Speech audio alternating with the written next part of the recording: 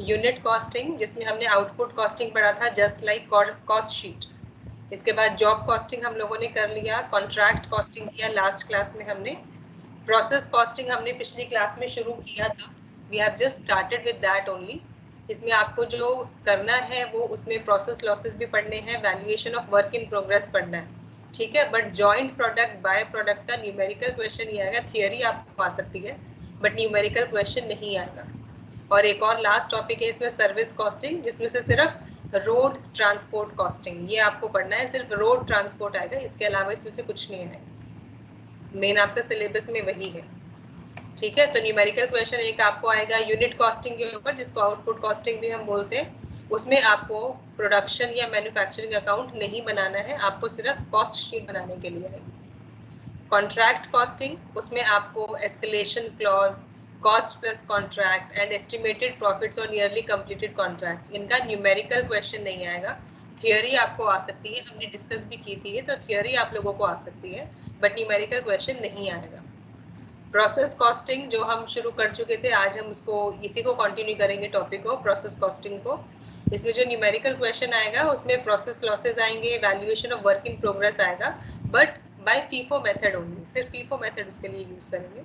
और service costing में आपको बता चुकी हूँ, इसमें सिर्फ आपको रोड ट्रांसपोर्ट आएगा, इसके अलावा कुछ नहीं रहेगा, ठीक है। बुक्स आप इसके लिए यूज कर सकते हो by Surendra Singh sir, elements of cost accounting by Kitab Mahal, M.N. Arora, cost and management accounting principles and practice by Vikas publishing house, या महेश्वरी मित्तल के नाम से जो चलती है book, cost accounting theory and problems by Shri Mahavir book depot.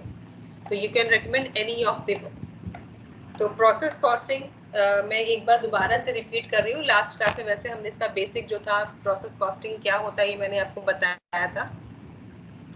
Process costing आपको मैंने बताया था कि जो सबसे ज़्यादा कंपनीज यूज़ करती हैं, मैन्युफैक्चरिंग कंपनीज में जो सबसे ज़्यादा यूज़ होता है वो हमारा प्रोसेस कॉस्टिंग है, क्योंकि मैन्युफैक्चरिंग कंपनी जो है कोई भी प्रोडक्ट बनाती है अगर, तो उसको उस प्रोडक्ट को बनाने में जो है बहुत सारे प्रोसेस लगाने पड़ते हैं, कि ऐसा नहीं है कि एक ही साथ उन्होंने एक मशीन में सब कुछ डाल दिया और एक साथ वो प्रोडक्ट हमारा बनके तैयार हो गया, ठीक है। तो डिफरेंट फेजेस होते हैं कि एक फेज कंप्लीट होता है फिर सेकेंड फेज पे वो जाते हैं, तो सम सॉर्ट ऑफ दैट, तो उस तरीके से जो है वो उनका पूरा प्रोसेस कंप्लीट होता है। तो यहाँ पर होता क्या है प्रोसेस कॉस्टिंग में, अभी तक जो आपने पढ़ा कि पूरा कॉन्ट्रैक्ट, अगर हम कॉन्ट्रैक्ट कॉस्टिंग की बात कर रहे थे तो जितने कॉन्ट्रैक्ट होंगे हर एक कॉन्ट्रैक्ट का अलग हम अकाउंट बनाते थे। जॉब में था तो जॉब जब कंप्लीट हो जाती थी जब हम जॉब की कॉस्ट शीट बनाते थे।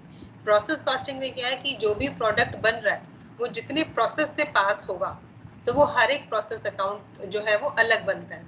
लाइक अगर एक प्रोडक्ट बनाने में 3 प्रोसेस लग रहे हैं कि पहले फर्स्ट प्रोसेस होगा, फिर सेकंड प्रोसेस होगा, फिर थर्ड प्रोसेस होगा, तो 3 प्रोसेस अकाउंट अलग अलग बनेंगे और पहले अकाउंट का जो भी आउटपुट होता है सेकेंड प्रोसेस का वो इनपुट बन जाता है। जैसे मैंने आपको एग्जांपल भी दिया था कि अगर हम ईयर क्लोज करते हैं तो लास्ट ईयर का जो बैलेंस सीडी होता है वो नेक्स्ट ईयर का बैलेंस बीडी होता है।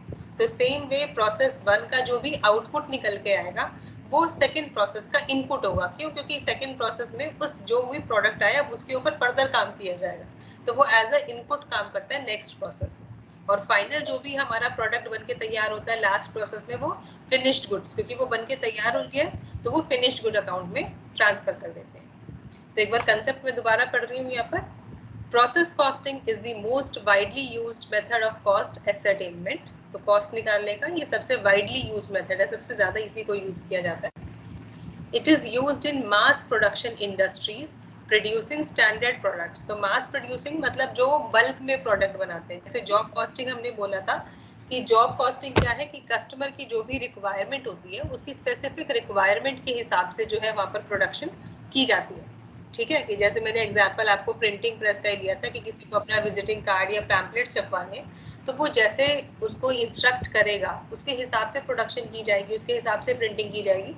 बट ये जो प्रोडक्ट होते हैं जहाँ प्रोसेस कॉस्टिंग लगती है ये स्टैंडर्ड प्रोडक्ट होते हैं। स्टैंडर्ड प्रोडक्ट मतलब general product ready to buy and use, वो जो है वो कॉमन होता है, उसमें किसी की कोई स्पेसिफिक ऐसी रिक्वायरमेंट नहीं होती, लोग बाजार से खरीद के उसको यूज कर लेते हैं। तो इसलिए इनकी जो प्रोडक्शन होती है मास प्रोडक्शन होती है, बहुत बल्क में करते हैं और स्टॉक भी क्रिएट करते रहते हैं, ठीक है। इनका स्टॉक भी तैयार रहता है ताकि इनको प्रोडक्ट की शॉर्टेज ना हो सप्लाई करने में। Normally in these industries, the production process is continuous and the final product is the result of a sequence of processes.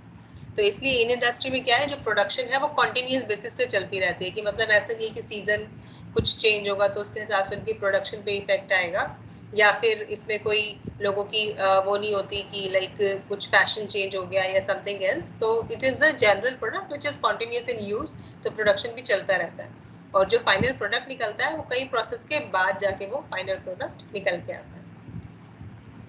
फिर है प्रोसीजर कि कैसे करते हैं. An account is maintained for each process. जो मैंने अभी आपको बताया कि जितने प्रोसेस होंगे, आपको क्वेश्चन में ऑलरेडी बताया हुआ होता है, तो जितने प्रोसेस होते हैं सबका अलग अकाउंट बनता है. Each process account is debited with material cost, labor cost, direct expenses and overheads allocated to the process. तो कोई भी अकाउंट बनाते हैं, हमारी कॉमन प्रैक्टिस है कि हम सारे एक्सपेंसेस को डेबिट करते हैं. Debit all expenses and credit all incomes, हमारा यही होता है. तो इसमें जितने भी हमारे एक्सपेंसेस होंगे वो डायरेक्ट एक्सपेंसेस होंगे, इनडायरेक्ट एक्सपेंसेस होंगे, जिनको हम ओवरहेड बोलते हैं, तो वो हमारे डेबिट साइड पर आते हैं. The output of a process is transferred to the next process in the sequence. तो उस प्रोसेस का जो भी आउटपुट होगा, तो उसके बाद जो भी नेक्स्ट प्रोसेस होगा उसके अंदर वो वाला आउटपुट ट्रांसफर कर देते हैं. Finished output of one process becomes the input of the next process. तो जो पहला प्रोसेस है उसका जो फिनिश्ड आउटपुट है वो नेक्स्ट प्रोसेस का इनपुट बन जाता है. जो मैंने अभी आपको बताया था कि जो प्रोसेस 1 का जो भी आउटपुट निकल के आएगा वो नेक्स्ट प्रोसेस में जाएगा, फिर उसके ऊपर काम शुरू होगा, तो वो नेक्स्ट प्रोसेस का इनपुट है.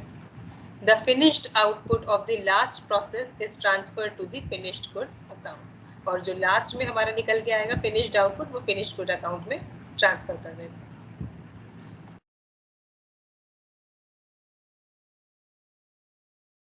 नाउ डिस्कस भी कर रही थी.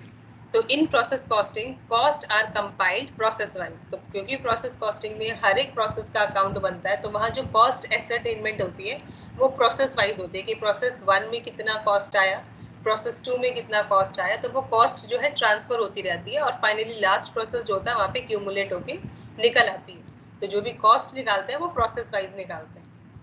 But in job costing, costs are separately ascertained for each job, which is a cost unit. But job costing में पूरी job की जो cost है वो एक साथ निकालते हैं जब job complete हो जाती है. प्रोसेस में तो जब प्रोसेस complete होता है, प्रोडक्ट पूरा बन के तैयार नहीं हुआ, बट एक प्रोसेस complete हो गया तो उन्होंने कॉस्ट निकाल ली.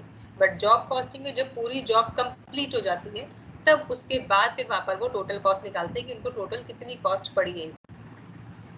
In process costing, the production is of standardized product, while in job costing, production is of non-standard items. तो ये अभी हमने मीनिंग में ही पढ़ा था प्रोसेस कॉस्टिंग में कि इसमें जो प्रोडक्शन होती है वो स्टैंडर्डाइज्ड प्रोडक्ट होते हैं, मतलब जनरल प्रोडक्ट्स होते हैं.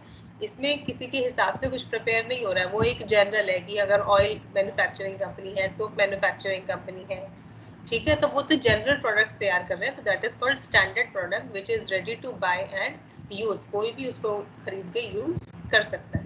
But job costing non standard item होती है क्योंकि वो हर एक कस्टमर की स्पेसिफिक रिक्वायरमेंट के हिसाब से होता है. इन process costing the production is for stocks. तो प्रोसेस कॉस्टिंग में जो प्रोडक्शन की जाती है उसका स्टॉक मेंटेन करते हैं, ताकि मैंने अभी बताया था कि जो उनको सप्लाई करनी होती है तो सप्लाई में शॉर्टेज ना हो, तो एडवांस में प्रोडक्ट बना के रखते हैं और उनको स्टॉक उनका करके रखते हैं. बट जॉब कॉस्टिंग क्या है, वो सिर्फ कस्टमर के ऑर्डर के अगेंस्ट ही बनाई जाती है. वो कॉस्टिंग तभी की जाती है जब कोई कस्टमर ऑर्डर आता है, उसकी रिक्वायरमेंट के हिसाब से, उसको पहले से बना के कोई भी नहीं रखता. In process costing, the costs are computed at the end of specific period, while in job costing, the costs are computed when a job is completed. तो प्रोसेस कॉस्टिंग में क्या है, क्योंकि ये तो यहाँ पर प्रोडक्शन कॉन्टिन्यूस चलती रहती है, तो यहाँ पे प्रोडक्शन रुकती तो है नहीं, तो यहाँ पर पीरियड होता है कि 3 महीने में प्रोसेस अकाउंट बनाएंगे, 6 महीने में बनाएंगे. प्रोसेस कॉस्टिंग जो होती है वो पीरियोडिकली होती है, after a particular period of time. But job costing क्या है कि जैसे ही जॉब खत्म होगी तुरंत वहां पर वो कॉस्ट शीट बना देते हैं. तो वो 10 दिन भी हो सकते हैं, वो 1 महीना भी हो सकता है. It can be any period, इसमें कोई स्पेसिफिक नहीं है, बिकॉज इट डिपेंड्स ऑन कि जॉब कब कंप्लीट होती है, तब उसके बाद वो हमेशा कॉस्ट शीट बनाते हैं. In process costing, the cost of one process is transferred to the next process in sequence. तो process costing में जो पहला प्रोसेस की कॉस्ट होती है वो सेकेंड प्रोसेस में ट्रांसफर हो जाती है। तो इसका मतलब वो क्यूमुलेट होती है, हर एक प्रोसेस की निकलती तो है बट वो क्यूमुलेट होके नेक्स्ट प्रोसेस में ट्रांसफर होती रहती है। While in job costing cost of a job is not transfer to another job. तो इसमें तो एक जॉब की कॉस्ट किसी और जॉब में ट्रांसफर नहीं होती, हर एक जॉब की सेपरेट कॉस्ट निकाल के उसी पे ही प्रॉफिट या लॉस निकाला जाता है। ठीक है। In process costing, the cost control is comparatively easier as factory processes and products are standardized. तो process costing में cost control जो होती है वो easy होती है। क्यों? क्योंकि वहाँ पर process wise नहीं कर रहे कि process 1 में इतना material लगाया, इतनी labor लगाई, इतने expenses आए, तो वहाँ पर सब कुछ mentioned है। बट जॉब कॉस्टिंग में क्या है, क्योंकि वहाँ पर सारा उन्होंने एक साथ कर दिया, पूरी टोटल कॉस्ट निकाली है जितने भी जॉब में लगा, तो वहाँ पर उनको इतना निकालना है कि हम किस स्टेज पर कंट्रोल कर सकते हैं, वो बड़ा मुश्किल है। बट प्रोसेस कॉस्टिंग में अलग अलग स्टेजेस के हिसाब से सारी कॉस्ट मेंशन है, तो अगर किसी पर्टिकुलर स्टेज में कॉस्ट कंट्रोल की जा सकती है तो वो इजीली आइडेंटिफाई कर सकते हैं, बट यहाँ पर जॉब कॉस्टिंग में वो मुश्किल होता है। फिर इसके बाद concept of normal loss, abnormal loss और एबनॉर्मल गेन। यहाँ तक किसी को कोई डाउट तो नहीं है? यहाँ तक किसी को कुछ पूछना है? Any doubt till now? अगर कोई डाउट है तो you please just open your video, I try to unmute you. आज चैट्स ऑफ ही है ना, या चैट्स है? चैट्स ऑप्शन अवेलेबल है? Let me check this. नहीं है शायद। तो वही लास्ट वाली क्लास की तरह वही प्रोसेस हम लेंगे। अगर किसी को कुछ पूछना है तो you just write down on a paper, आप अपना पेपर पे क्वेश्चन जो है वो लिख लीजिए। नहीं, चैट्स अवेलेबल नहीं है ना, तो I will just see your question and try to explain you again. Yes, Shefali.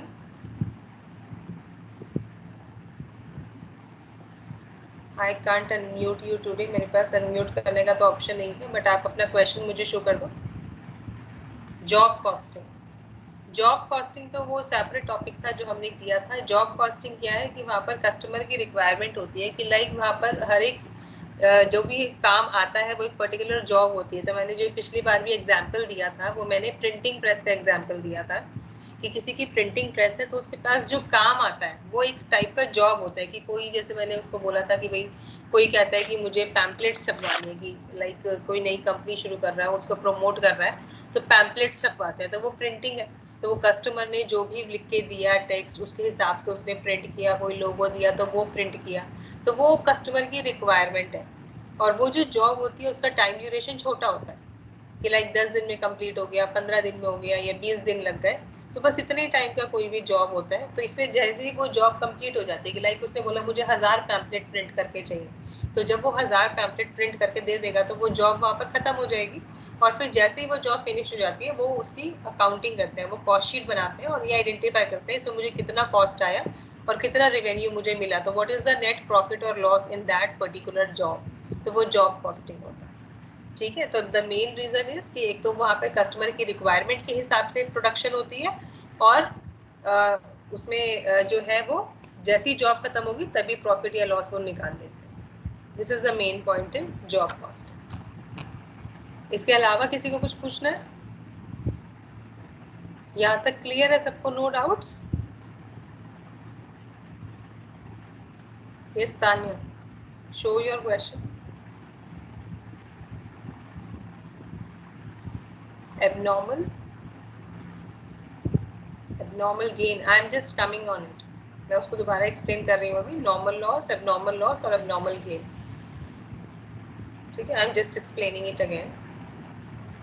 Okay, so let's continue.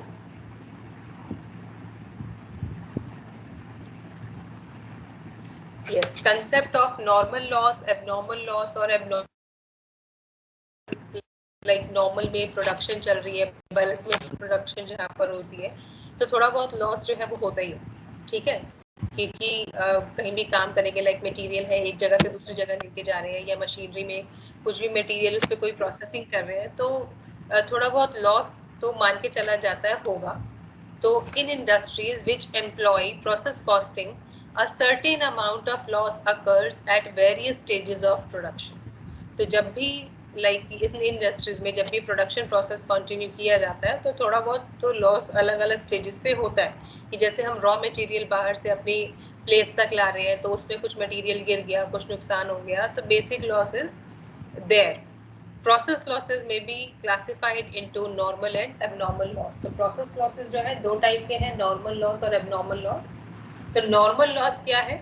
Normal loss basically estimated value होती है कि जब भी कंपनी जो है प्रोडक्शन शुरू करती है, प्रोडक्शन प्रोसेस उसको शुरू करना होता है, तो वो जो मान के चलती है कि जब हम प्रोडक्शन करेंगे तो थोड़ा बहुत लॉस जो होगा, तो वो पहले से ही उसको एस्टिमेट करके रखती है कि अगर मैं इतनी प्रोडक्शन करने का सोच रहा हूँ तो सपोज इतनी वैल्यू का लॉस मेरा हो सकता है या इतना परसेंट मेरा लॉस जो है वो आ सकता है। तो वो जो एस्टिमेटेड वैल्यू है जो पहले से ही वो लोग डिसाइड करके रखते हैं, तो वो हमारा नॉर्मल लॉस होता है, उसको हम कहते हैं नॉर्मल लॉस।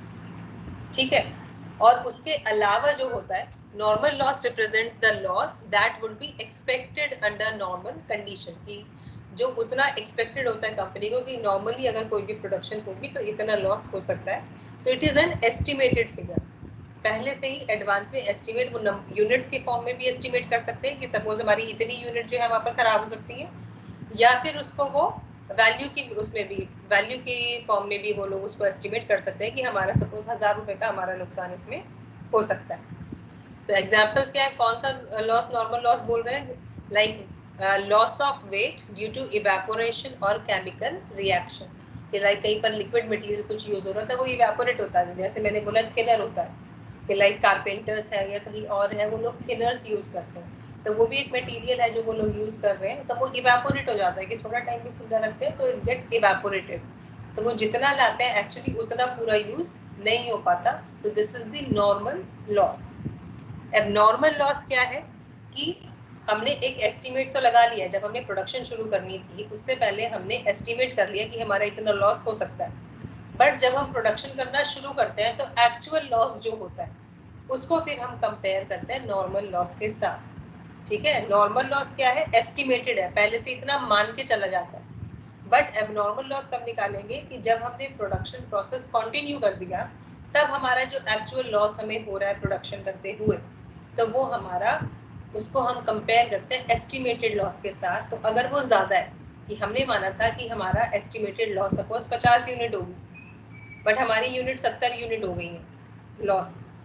यूनिट्स के फॉर्म में अगर उन्होंने ये एस्टिमेट किया कि 50 यूनिट तक हमारा लॉस हो सकता है, वो एस्टिमेटेड वैल्यू है, एक्चुअली जो हो गया वो 70 यूनिट का नुकसान हो गया, तो 50 और 70 को कंपेयर किया तो 20 यूनिट एक्स्ट्रा लॉस हो रहा है, तो वो जो एक्स्ट्रा लॉस हो रहा है that is called abnormal loss. वो जो 20 यूनिट्स का नॉर्मल एस्टिमेटेड वैल्यू से ज्यादा जो लॉस हुआ उसको एबनॉर्मल लॉस बोलते हैं। ठीक है।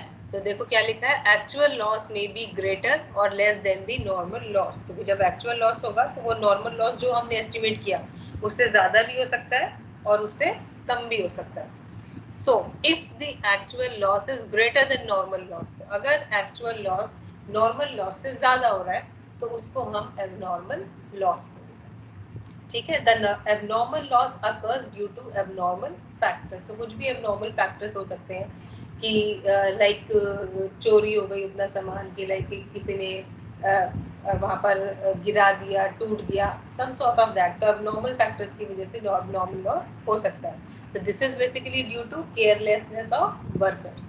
तो वो ज्यादातर कब होता है? जब वर्कर्स की तरफ से केयरलेसनेस होती है। अब एबनॉर्मल गेन क्या है? अभी तो हमने बोला था कि if actual loss is greater than that, अगर एक्चुअल लॉस नॉर्मल लॉस से ज्यादा है तो एबनॉर्मल लॉस है, बट अगर जो है वो कम है तो फिर वो एबनॉर्मल गेन है। कि लाइक हमने एस्टिमेटेड वैल्यू जो थी हमारी, वो हमारी थी 50 यूनिट, बट एक्चुअली जो हमारा हो रहा है वो 30 यूनिट्स होगा।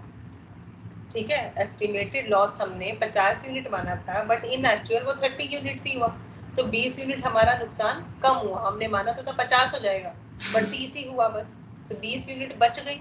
तो दिस इज एबनॉर्मल गेन। ये हमें फायदा हो गया क्योंकि हम तो लॉस मान के चल रहे थे, बट फिर भी हमारा जो है उतना नुकसान नहीं हुआ जितना हमने माना। तो ये जो डिफरेंस आया This is abnormal gain. This is what? This represents the efficiency and effectiveness of workers and management.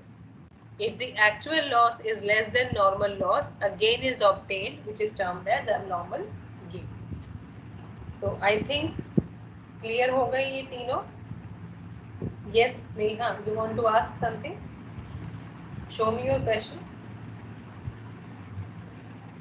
I can't unmute you today. I have no option. But if you want to ask anything, you can just show me your question.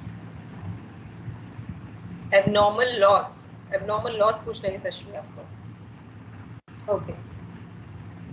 Abnormal loss is normal loss मैंने आपको बताया कि estimated value होती है जो हम advance में ही decide कर लेते हैं कि कितना हमारा लॉस हो जाएगा. ठीक है. बट अगर हमारा लॉस उस नॉर्मल लॉस से ज़्यादा आ जाता है कि जब हम प्रोडक्शन करना शुरू करते हैं और एक्चुअली जब लॉस होना शुरू होता है तो अगर वो हमारा लॉस नॉर्मल लॉस से ज़्यादा है तो वो हमारा एबनॉर्मल लॉस है. क्योंकि नॉर्मल लॉस तो हमने पहले से सोच लिया था कि कितना हो सकता है, बट अगर उससे भी ज़्यादा आ गया तो वो हमारा एबनॉर्मल लॉस हो जाता है. कि जैसे मैंने अभी एग्जाम्पल दिया कि हमने डिसाइड किया था कि सपोज हमारा 1000 रुपये तक का हमारा नुकसान हो सकता है कि जब हम प्रोडक्शन करना शुरू करेंगे 1000 रुपये तक का नुकसान हो सकता है. बट जब एक्चुअली प्रोडक्शन शुरू की तो हमारा नुकसान जो हुआ वो 1500 रुपये का हो गया. तो इट इज़ मोर. हमने तो 1000 सोचा था, नुकसान 1500 का हो गया. तो ये जो 500 रुपये का ज़्यादा नुकसान हुआ है, दिस इज एबनॉर्मल लॉस. क्योंकि 1000 रुपये का तो कम सोच रहे थे, बट एक्स्ट्रा क्यों हो रहा है? क्योंकि कुछ वहाँ पर गलतियाँ हुई हैं जिसकी वजह से एक्स्ट्रा नुकसान हुआ है. तो वो जो है उसको हम एबनॉर्मल लॉस बोलेंगे कि 1000 की जगह 1500 का नुकसान हो गया, एबनॉर्मल लॉस हो गया. और 1000 की जगह सिर्फ 700 रुपये का नुकसान हो रहा है तो हमारे तो 300 रुपये बच गए. हम तो 1000 रुपये लॉस लिख के बैठे थे, हुए 700 ही, तो 300 रुपये क्या हो गया? हमारा एबनॉर्मल गेन हो गया. Arif, I think abnormal gain clear है कि अगर हमने 1000 रुपये का नॉर्मल लॉस हमने माना था कि हो गया, आपको आइडेंटिफाई नहीं करना होगा. आपको लॉस एक्चुअली गिवन होगा कि नॉर्मल लॉस कितना है, एबनॉर्मल लॉस कितना है. That will be clearly mentioned in the question. ठीक है. क्वेश्चन में क्लियरली मेंशन होगा कि कितना नॉर्मल लॉस है, कितना एबनॉर्मल लॉस है. एबनॉर्मल गेन अगर हमारा नॉर्मल लॉस से कम होता है नुकसान, कि हमने सोचा था कि 1000 रुपये तक का हमारा नुकसान हो जाएगा, बट हमारा 700 रुपये में ही हमारा पूरा हो गया, तो वो जो 300 रुपये बच गए, जो 300 रुपये हमने लॉस मान लिए थे बट 300 रुपये बच गए, वो एबनॉर्मल गेन है. Yes Nikita.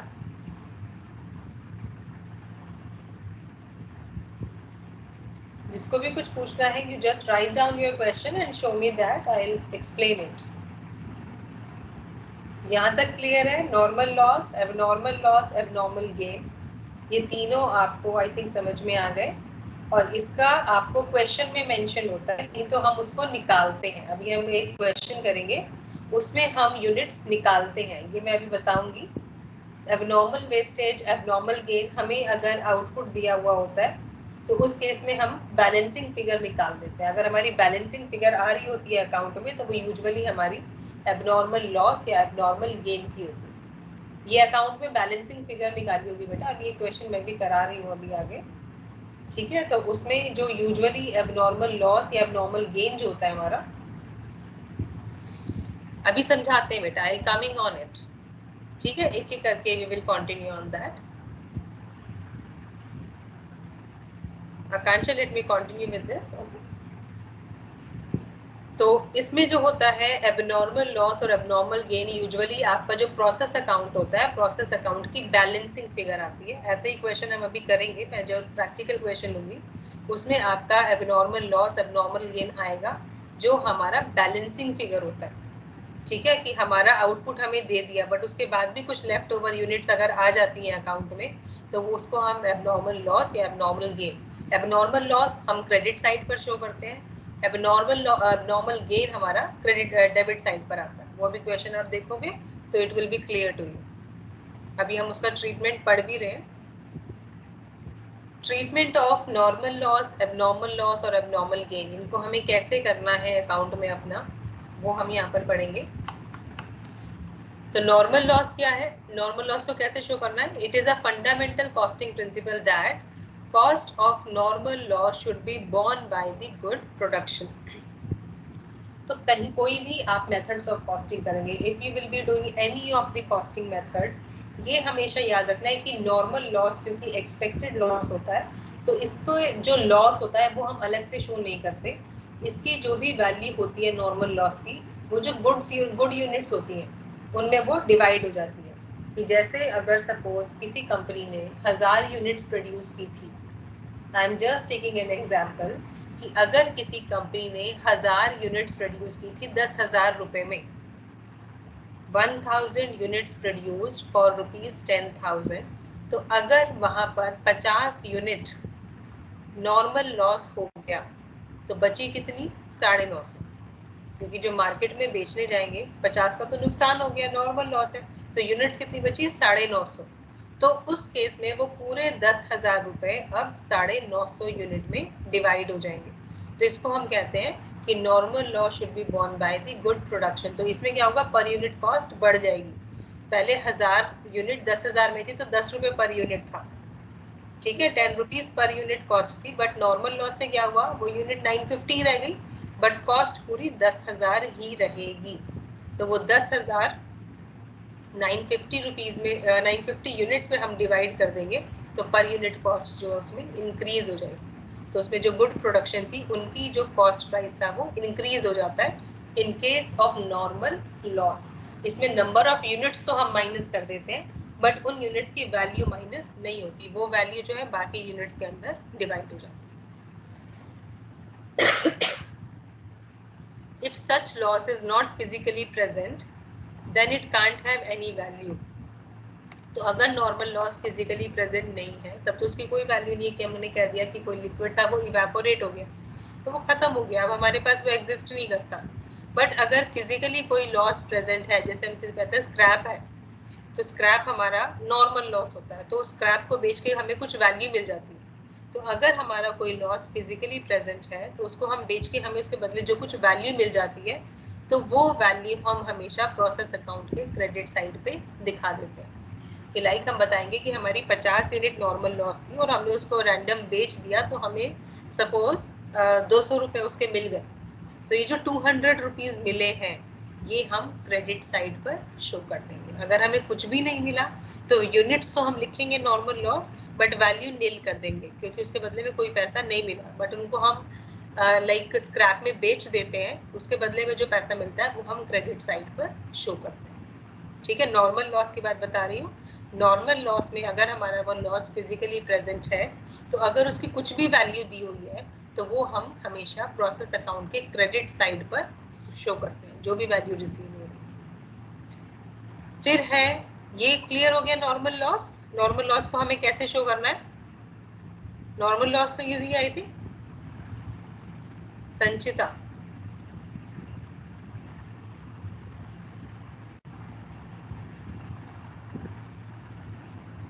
Normal loss clear? Normal loss में किसी को कुछ पूछना है? Okay, let's move on to abnormal loss. Abnormal loss क्या है? नॉर्मल लॉस हमने बता दिया हम कैसे शो करेंगे abnormal loss.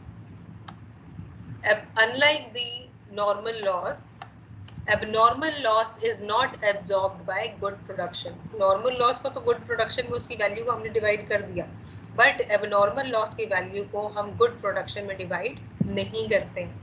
To disclose the cost of abnormal loss, first you have to allow the normal loss in the manner described above. Then find the cost per unit after considering the normal loss. Now multiply. ये पूरा formula basically यहाँ पर आपको mention किया है। तो formula क्या है कि हम जो है एबनॉर्मल लॉस को नॉर्मल लॉस की तरह नहीं करते, कि हमने तो जो उसकी वैल्यू थी कि हमने कॉस्ट तो पूरी रखी, बट वो रिमेनिंग यूनिट्स में डिवाइड कर दिया नॉर्मल लॉस में। बट एबनॉर्मल लॉस में ऐसा नहीं होता। उसमें हम क्या करते हैं, पहले हम कॉस्ट पर यूनिट निकालते हैं, ठीक है, क्योंकि हमें कॉस्ट पर यूनिट नहीं पता, तो पहले कॉस्ट पर यूनिट निकालेंगे। जैसे मैंने बोला कि 10,000 की वैल्यू थी, तो टोटल कॉस्ट निकाली पहले कि टोटल कॉस्ट 10,000 आई, ठीक है। 10,000 में से value of normal loss minus कर दिया, कि सपोज मैंने बोला 200 रुपए में जो था हमारी कॉस्ट हो गया 200 रुपए का हमारा नॉर्मल लॉस की हमें वैल्यू रिकवर हो गई, तो 10,000 में से 200 रुपए माइनस कर दिए और टोटल यूनिट्स में से नॉर्मल लॉस की यूनिट माइनस कर दी, कि जैसे 1000 यूनिट थी, 1000 में से 50 नॉर्मल यूनिट थे तो वो माइनस कर दें, तो कॉस्ट पर यूनिट निकल के आएगा। दोबारा बता रही हूँ, टोटल कॉस्ट की जब मैंने बोला था कि 1000 यूनिट 10,000 रुपए में बनी, तो टोटल कॉस्ट 10,000, इसमें से value of normal loss minus कर दिया, कि जैसे हमने बोला कि जो हमारा स्क्रैप था 200 रुपए में बिक गया, तो उस 10,000 में से वो 200 रुपए माइनस कर देंगे। ठीक है, फिर उसको किससे डिवाइड करेंगे, total units minus normal loss unit, कि हमने 1000 यूनिट प्रोड्यूस की थी, उसमें से 50 यूनिट हमारी नॉर्मल लॉस हो गया, बच गया 950। तो ये जो वैल्यू आएगी इसको हमने डिवाइड कर दिया, तो टोटल हमारा फिर नेट वैल्यू क्या आई, कॉस्ट पर यूनिट। ये जो कॉस्ट पर यूनिट आई, इसको यूनिट्स ऑफ एबनॉर्मल लॉस के साथ मल्टीप्लाई कर देते हैं। एबनॉर्मल लॉस जो है आपका हमेशा यूनिट्स में निकलेगा, उसकी आपको कभी भी वैल्यू नहीं दी हुई होगी, उसका प्राइस कभी भी नहीं दिया हुआ होगा। एबनॉर्मल लॉस हमेशा यूनिट्स में होगा, तो आप जो भी एबनॉर्मल लॉस की यूनिट होगी उसको कॉस्ट पर यूनिट के साथ, जो आपने ऊपर कैलकुलेट किया है उसके साथ मल्टीप्लाई कर दोगे और उसको क्रेडिट साइड पर दिखा दोगे। जिस भी प्रोसेस अकाउंट में आपका एबनॉर्मल लॉस आया उसमें यूनिट्स भी शो करोगे और वैल्यू भी शो करोगे जो आपने यहाँ पर कैलकुलेट की। एबनॉर्मल गेन, उसका तरीका वही है निकालने का, पहले कॉस्ट पर यूनिट ही निकालेंगे, वो जो कॉस्ट पर यूनिट आएगी एबनॉर्मल गेन की भी यूनिट्स ही होंगी, उसको आप कॉस्ट पर यूनिट के साथ मल्टीप्लाई करोगे, एबनॉर्मल गेन आ जाएगा आपका। अब आपको क्या करना है, उसको डेबिट साइड पर शो करना है। एबनॉर्मल लॉस जो बैलेंसिंग फिगर आती है वो हमेशा डेबिट साइड पर आती है, तो आप उसको डेबिट साइड पर शो कर दो।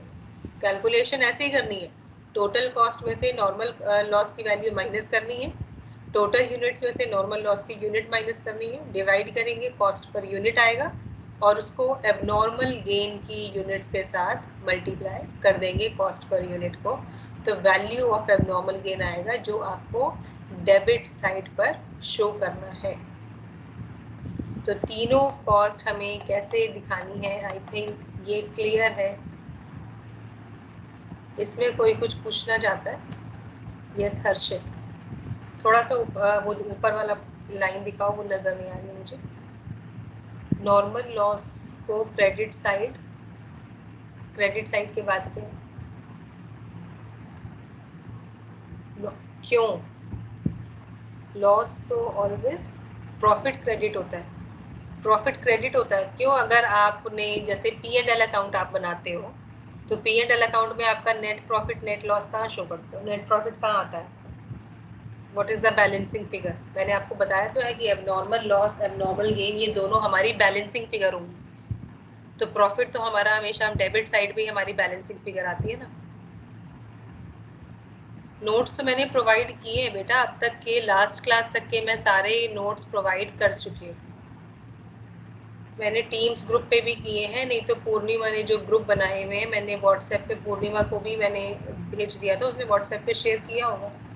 मोहित एबनॉर्मल लॉस पूछना है आपको, एबनॉर्मल, और यशस्वी आपको एबनॉर्मल गेन पूछना है, एबनॉर्मल गेन फ्रॉम नहीं formula, abnormal gain formula, okay I will tell you, it's same as abnormal loss formula, वो सेम है, बस डिफरेंस क्या है, एबनॉर्मल लॉस हमें क्रेडिट साइड पर शो करना है और एबनॉर्मल गेन हमें डेबिट साइड पर शो करना है, this is the only difference, नहीं तो कैलकुलेशन दोनों की सेम, इट्स सेम, सिर्फ एबनॉर्मल लॉस की जगह एबनॉर्मल गेन लिखना है और उसकी प्रेजेंट जो रिप्रेजेंट करेंगे वो हम प्रोसेस अकाउंट के डेबिट साइड पर करेंगे एबनॉर्मल गेन को और एबनॉर्मल लॉस को क्रेडिट साइड पर करेंगे, this is the only difference between the two. I am showing the formula again, अगर कोई चाहता है देखना, किसी को लिखना है तो they can note it down.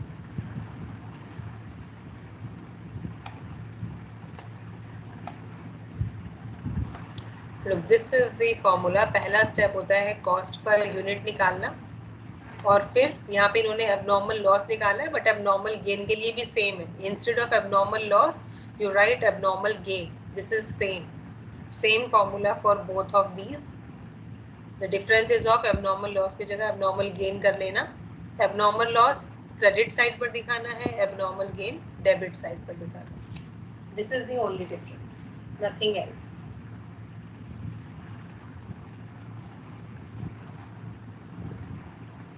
I hope I am clear. Then I should start with the question. इसमें एक प्रैक्टिकल क्वेश्चन है जो मैंने इसका लिया हुआ है related to this abnormal loss abnormal gain, तो वो हम अभी शुरू करते हैं. Let me just check your chats.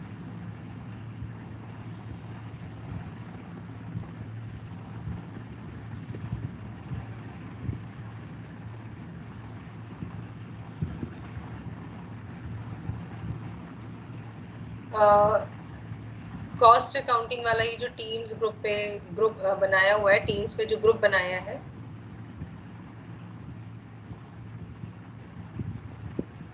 ये किसने बनाया है प्लीज वो, और अगर कोई जो भी बच्चा ऐड होना चाहता है तो मैं I announce your name so they can message you, you can add that people. या फिर अभी मुझे जिसने मैसेज किया कि you are not the part of the group, I think Mamta I will try to send you the WhatsApp group link जो मुझे पूर्णिमा ने भेजा था, तो मैं वो आपको भेजने की कोशिश करती हूँ. ठीक है, तो आप अपना ग्रुप का पार्ट उसमें बन सकते हैं. Okay sir, let's just start with the question. Look at this. ये क्वेश्चन आपको दिया हुआ है. A product passes through 3 distinct processes A, B and C. A product passes through 3 distinct process. एक प्रोडक्ट जो है 3 प्रोसेस से पास होके जा रहा है, प्रोसेस A, B और C. तो उन प्रोसेस के रिगार्डिंग आपको इंफॉर्मेशन यहाँ पर दी हुई है. ठीक है, जैसे सबसे पहले दिया हुआ है मटेरियल, तो इन्होंने यूनिट्स में दिया हुआ है कि इन्होंने मटेरियल की 2000 यूनिट्स इनपुट की थी, तो प्रोसेस ए में वैल्यू है 10,000. प्रोसेस सी में कोई मटेरियल नहीं दिखा रहा, क्योंकि हम ऊपर पढ़ के आए हैं कि प्रोसेस ए का जो भी आउटपुट आएगा तो उसके बाद है प्रोसेस बी, तो इसका जो भी आउटपुट होगा वो नेक्स्ट प्रोसेस का इनपुट बन जाएगा.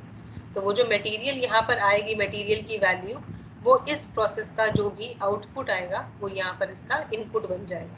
इसी तरह इसका प्रोसेस बी का जो आउटपुट आएगा वो प्रोसेस सी का इनपुट बन जाएगा.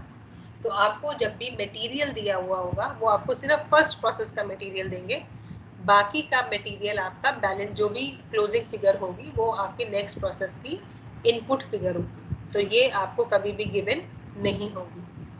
फिर आपको लेबर दी हुई है तीनों प्रोसेस की, तीनों प्रोसेस के डायरेक्ट एक्सपेंसेस दिए हुए हैं. यहाँ पर दिया हुआ है फिर नॉर्मल वेस्टेज, तो normal wastage is normal loss.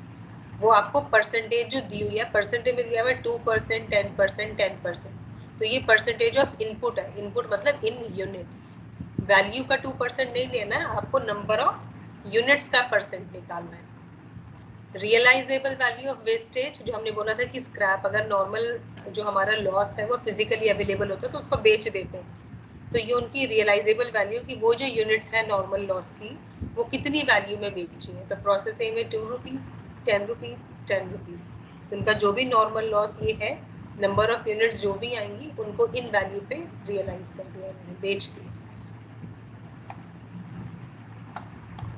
इसके अलावा आपको यहाँ पर आउटपुट दिया हुआ है, तीनों प्रोसेस का आउटपुट यहाँ पर दिया हुआ है.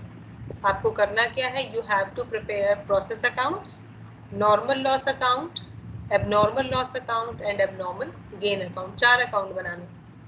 प्रोसेस अकाउंट तो बनानी है, तीनों प्रोसेस ABC, इसके अलावा ये 3 अकाउंट और बनाने हैं, नॉर्मल लॉस, एबनॉर्मल गेन. तो सबसे पहले शुरू करेंगे प्रोसेस ए से. तो हमने बोला था कि जितने भी एक्सपेंसेस होते हैं सारे एक्सपेंसेस हम डेबिट कर देते हैं. तो यहाँ पर आपको 3 एक्सपेंसेस दिए हैं, देखो, मटेरियल, लेबर, डायरेक्ट एक्सपेंसेस, तीनों की वैल्यू यहाँ गिवन है. तो यहाँ पर आप तीनों लॉस दिखा दोगे. यहाँ पर देखो यूनिट्स का कॉलम अलग बनेगा और वैल्यू का कॉलम अलग बनेगा, क्योंकि इसमें यूनिट्स जो होती है प्रोसेस अकाउंट में, यूनिट इज इम्पोर्टेंट. तो आपको यहाँ पर यूनिट का अलग से कॉलम बनाना है और फिर आपको वैल्यू का बनाना है. तो ये ऑलरेडी गिवन है, मटेरियल 2000 यूनिट, 10,000, ये तीनों चीज गिवन थी. ठीक है, उसके बाद आपको दिया था नॉर्मल लॉस 2%. तो नॉर्मल लॉस 2% निकाला. 2% किसका, इसका. तो इसका 2% निकालेंगे तो 40 यूनिट्स. 2% ऑफ 2000 यूनिट्स, 40 यूनिट्स आया. अब इसकी रियलाइजेबल वैल्यू दी हुई है 2 रुपीज. अगर वहां पे कुछ नहीं दिया होता तो हम यहाँ पर ब्लैंक कर देते, it will B blank. But वहां पर 2 रुपीज दिया हुआ है, तो 2 रुपीज को 40 से मल्टीप्लाई किया तो आ गया 80। और फिर हमने लिखा आउटपुट, जो हमें ऑलरेडी क्वेश्चन में यहाँ पर ये हमें आउटपुट यहाँ पर गिवन है प्रोसेस ए का 1960। ठीक है, तो अब यहाँ पहला स्टेप क्या होगा, पहले हम नंबर ऑफ यूनिट्स को ऐड करेंगे। We will add number of units. तो यहाँ पर हमारी टोटल मैच हो गया, बात खत्म। बट अगर हमारी बैलेंसिंग फिगर आती, क्योंकि आउटपुट ऑलरेडी दिया हुआ है, आउटपुट तो यही है, फिर भी अगर बैलेंसिंग फिगर आ जाती, तो अगर क्रेडिट साइड पर बैलेंसिंग फिगर आती है तो दैट इज एबनॉर्मल लॉस, और अगर डेबिट साइड पर हमारी बैलेंसिंग फिगर आती है तो दैट इज एबनॉर्मल गेन। ठीक है, तो यहाँ पर कोई बैलेंसिंग फिगर नहीं आई, तो पहले तो यूनिट्स का टोटल कर दिया, फिर हमने रुपीस कॉलम में ये बैलेंसिंग फिगर निकाल, क्योंकि हमें इसकी वैल्यू नहीं दी थी, तो बैलेंसिंग फिगर निकालेंगे, ये हमारी आउटपुट की वैल्यू होगी। तो this is process A. Process A complete हो गया, तो इसका जो आउटपुट आया ये नेक्स्ट प्रोसेस बी का इनपुट बन गया। प्रोसेस ए क्लियर है? प्रोसेस ए में किसी को कुछ पूछना है? Is process A clear to you? Okay, clear.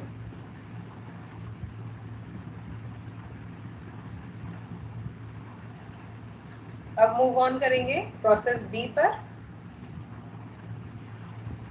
तो ये जो आउटपुट था प्रोसेस बी का इनपुट बन गया। तो यहाँ पर देखो टू प्रोसेस ए, यहाँ दिखा रहा ऑलरेडी ट्रांसफर है वहां से 1960, जो वहां का पूरा आउटपुट था 1960 यूनिट्स थी और इतनी वैल्यू की थी, वो आ गया। लेबर और डायरेक्ट एक्सपेंसेस ऑलरेडी क्वेश्चन में दिए हुए थे, मटेरियल तो हमें ब्लैंक दिया हुआ था, बट लेबर और डायरेक्ट एक्सपेंसेस ऑलरेडी दिए हुए थे, वो लिख लिए। नॉर्मल लॉस इन्होंने 10% बोला था, तो 10% किसका? अगेन नंबर ऑफ यूनिट्स का। तो इसका 10% निकाला 196 यूनिट, और वैल्यू रियलाइजेबल वैल्यू हमें 10 रुपीज दी थी, तो वो हमने यहाँ पर लिख ली। ठीक है, इसके बाद हमें इन्होंने आउटपुट दिया हुआ है क्वेश्चन में, 1700 यूनिट का आउटपुट है, बस और कुछ नहीं दिया। ठीक है, तो अब क्या करेंगे, फर्स्ट स्टेप जैसे पहले बताया था, पहले नंबर ऑफ यूनिट्स टोटल करेंगे। तो इधर तो 1960 है, इधर हमने टोटल किया तो बैलेंसिंग फिगर आई 64। ठीक है, तो ये जो 64 है, क्योंकि क्रेडिट साइड पर बैलेंसिंग फिगर आ रही है, तो दिस इज एबनॉर्मल लॉस। अगर डेबिट साइड पर बैलेंसिंग फिगर आती तो वो एबनॉर्मल गेन लिखते।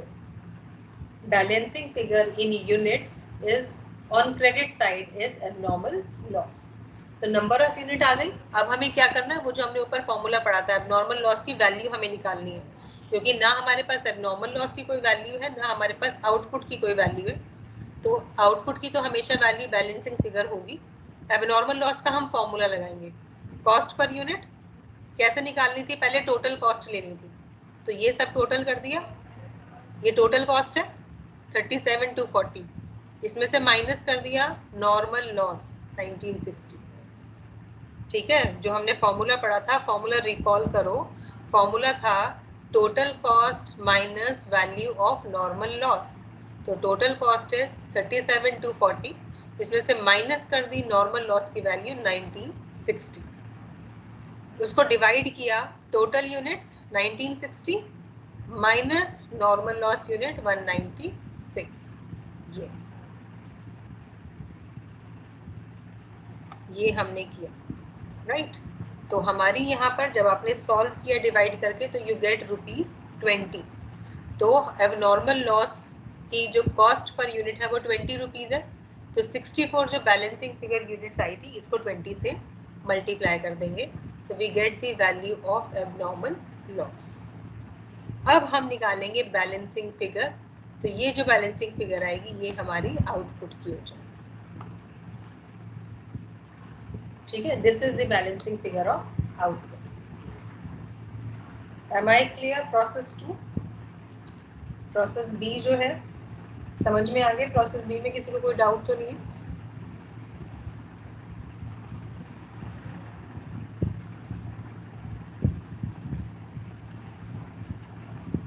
नॉर्मल लॉस क्रेडिट साइड पर इसलिए लिखा है क्योंकि उसमें जो है हमें कुछ वैल्यू रियलाइज हो रही है। एक तो हमने जितनी नॉर्मल लॉस, एक तो हम यूनिट्स लिख रहे हैं, नॉर्मल लॉस यूनिट्स में लिखने का मतलब है कि हमने यूनिट्स जो थी 2000 यूनिट हमने इंट्रोड्यूस की थी, उसमें से उतना नुकसान हो गया, तो वो हम यूनिट रिड्यूस करके कैसे दिखाएंगे? इनपुट हम डेबिट साइड पे दिखा रहे हैं तो लॉस हम क्रेडिट साइड पे दिखा रहे हैं, तो मतलब उतनी यूनिट हमारी रिड्यूस हो गई। ठीक है, जो 2000 यूनिट थी उसमें से हमारी 40 यूनिट कम हो रही है, लॉस हो रहा है, तो हमारी बैलेंस 1960 हो गई। Explain again process B. Sanchita, do you want process B?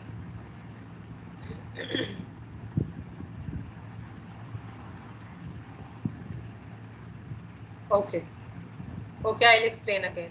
Yes, Anu, your screen is blurred. I'm not able to see it. Your screen is blurred. Mohit, rotate your register. Process A पूछना है आपको? Okay. Anu, your screen is blurred. Try to like tap on your camera so it will be more clear, I think. अपनी एक बार phone की screen पर उसको touch करो तो वो थोड़ा सा क्लियर हो जाए, उसका फोकस करो थोड़ा सा। Prerna, your screen is also blurred.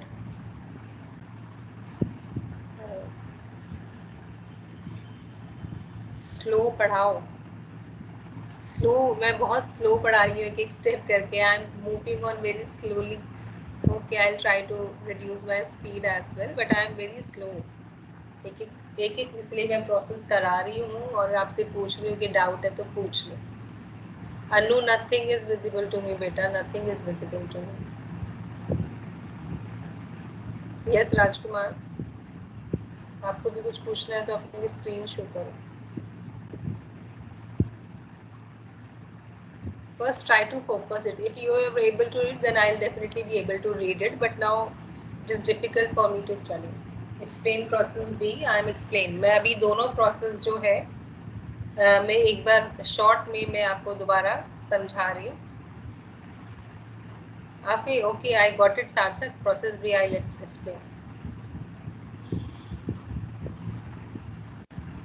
Tanya,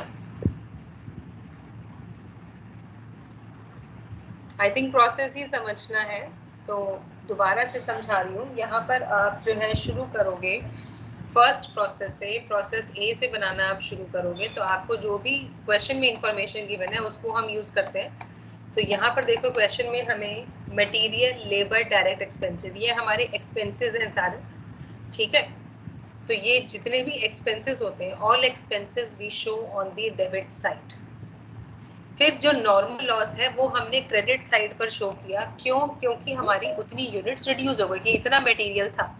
अब हमें इस मटेरियल को हमें दिखाना है ना कि हमारा कितना आउटपुट आया, कितना लॉस हुआ, तो वो हम तो अकाउंट बैलेंस करेंगे ना, डेबिट क्रेडिट साइड बैलेंस करेंगे। तो जो 2000 यूनिट का इनपुट आया था उसमें से हमारी कितनी यूनिट नॉर्मल लॉस में चली गई और कितना हमारा आउटपुट आ गया, तो वो हम क्रेडिट साइड पर जाकर फिगर को बैलेंस कर देते हैं कि इतनी यूनिट्स में से कितनी यूनिट बनाई, कितनी यूनिट खराब की, वो है बेसिकली इसमें यहाँ पर। ठीक है, तो इसलिए नॉर्मल लॉस को हम क्रेडिट साइड दिखा रहे हैं, या जो हमारा एबनॉर्मल लॉस है वो भी क्रेडिट साइड दिखा रहे हैं, ताकि जितना हमने मटेरियल लिया था, जितना इनपुट दिया था, उसमें से हमारा कितना लॉस में चला गया, कितना हमारा आउटपुट आ गया, वो हम बैलेंस करने के लिए। तो यहाँ पर 3 एक्सपेंसेस है, मटेरियल, लेबर, डायरेक्ट एक्सपेंसेस, ये तीनों हमने डेबिट साइड पर शो किए। ठीक है, फिर जो नॉर्मल वेस्टेज थी वो परसेंटेज ऑफ इनपुट है। इनपुट क्या है? ये है। तो ये जो 2% है, ये हमें परसेंटेज कैलकुलेट करनी है। तो ये 2% किसका कैलकुलेट होगा? इस इनपुट का, 2000 यूनिट का। तो यूनिट में है तो वैल्यू भी यूनिट में आएगी। ठीक है, तो हमने यहाँ पर देखो यही किया है। मटेरियल, लेबर, डायरेक्ट एक्सपेंसेस, ये तीनों क्वेश्चन में गिवन थे, एज इट इज लिख लिए। नॉर्मल लॉस में पहले हमने यूनिट निकाली, 2% हमें दिया था, तो 2% ऑफ 2000 40 यूनिट। क्वेश्चन में हमें गिवन था कि नॉर्मल लॉस को जो बेचा जा रहा है वो देखो, प्रोसेस ए की 2 रुपीज, 10 रुपीज, 10 रुपीज। तो प्रोसेस ए का जो भी नॉर्मल लॉस है वो 2 रुपी पर यूनिट के हिसाब से, ये पर यूनिट है यहाँ पर, realisable value of wastage per unit. तो पर यूनिट कॉस्ट है, इसको मल्टीप्लाई कर देंगे पर यूनिट से। तो 40 यूनिट्स आई थी, 40 यूनिट्स को 2 रुपीज से मल्टीप्लाई किया तो ये इसकी वैल्यू आ गई। अब हमें आउटपुट ऑलरेडी क्वेश्चन में गिवन है तीनों प्रोसेस का, ये आउटपुट हमें गिवन है प्रोसेस ए का, तो ये हमने यहाँ आउटपुट लिख दिया, बट वैल्यू गिवन नहीं है। वैल्यू हमेशा इसकी जो आएगी वो बैलेंसिंग फिगर आएगी। प्रोसेस ए की जो भी बैलेंसिंग फिगर होगी वो आपकी आउटपुट का आएगा हमेशा। आउटपुट की वैल्यू आपको कभी भी गिवन नहीं होगी, वो हमेशा आप अपने प्रोसेस अकाउंट को प्लस करके वैल्यूज को जो बैलेंसिंग फिगर निकालोगे वो आपकी आउटपुट की बैलेंसिंग फिगर आएगी। फाइन। तो फर्स्ट स्टेप में हम सिर्फ पहले नंबर ऑफ यूनिट्स ऐड करते हैं। नंबर ऑफ यूनिट्स ऐड की तो हमारी मैच कर दी, इधर भी 2000 और इधर इन दोनों को ऐड किया, ये भी 2000, तो हमारा यूनिट अकाउंट मैच हो गया। बट अगर हमारी कहीं पे बैलेंसिंग फिगर आती, डेबिट पे आती या क्रेडिट पे आती, तब हम उसको एबनॉर्मल लॉस या एबनॉर्मल गेन बोलते हैं।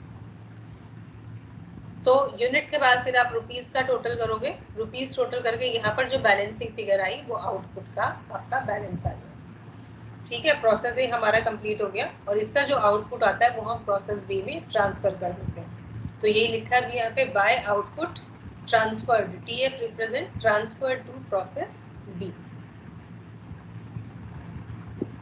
ये वाला हमने, क्योंकि प्रोसेस बी का देखो हमें इनपुट गिवन भी नहीं था, मैंने आपको दोबारा बता रही हूँ मैं, हमें सिर्फ फर्स्ट प्रोसेस का मटेरियल या इनपुट गिवन होगा, बाकी प्रोसेस का नहीं होगा, क्योंकि पिछले प्रोसेस का आउटपुट नेक्स्ट प्रोसेस का इनपुट बन जाता है। तो इसका जो आउटपुट था ये इस प्रोसेस का इनपुट बन गया 1960 यूनिट 19,600 रुपए।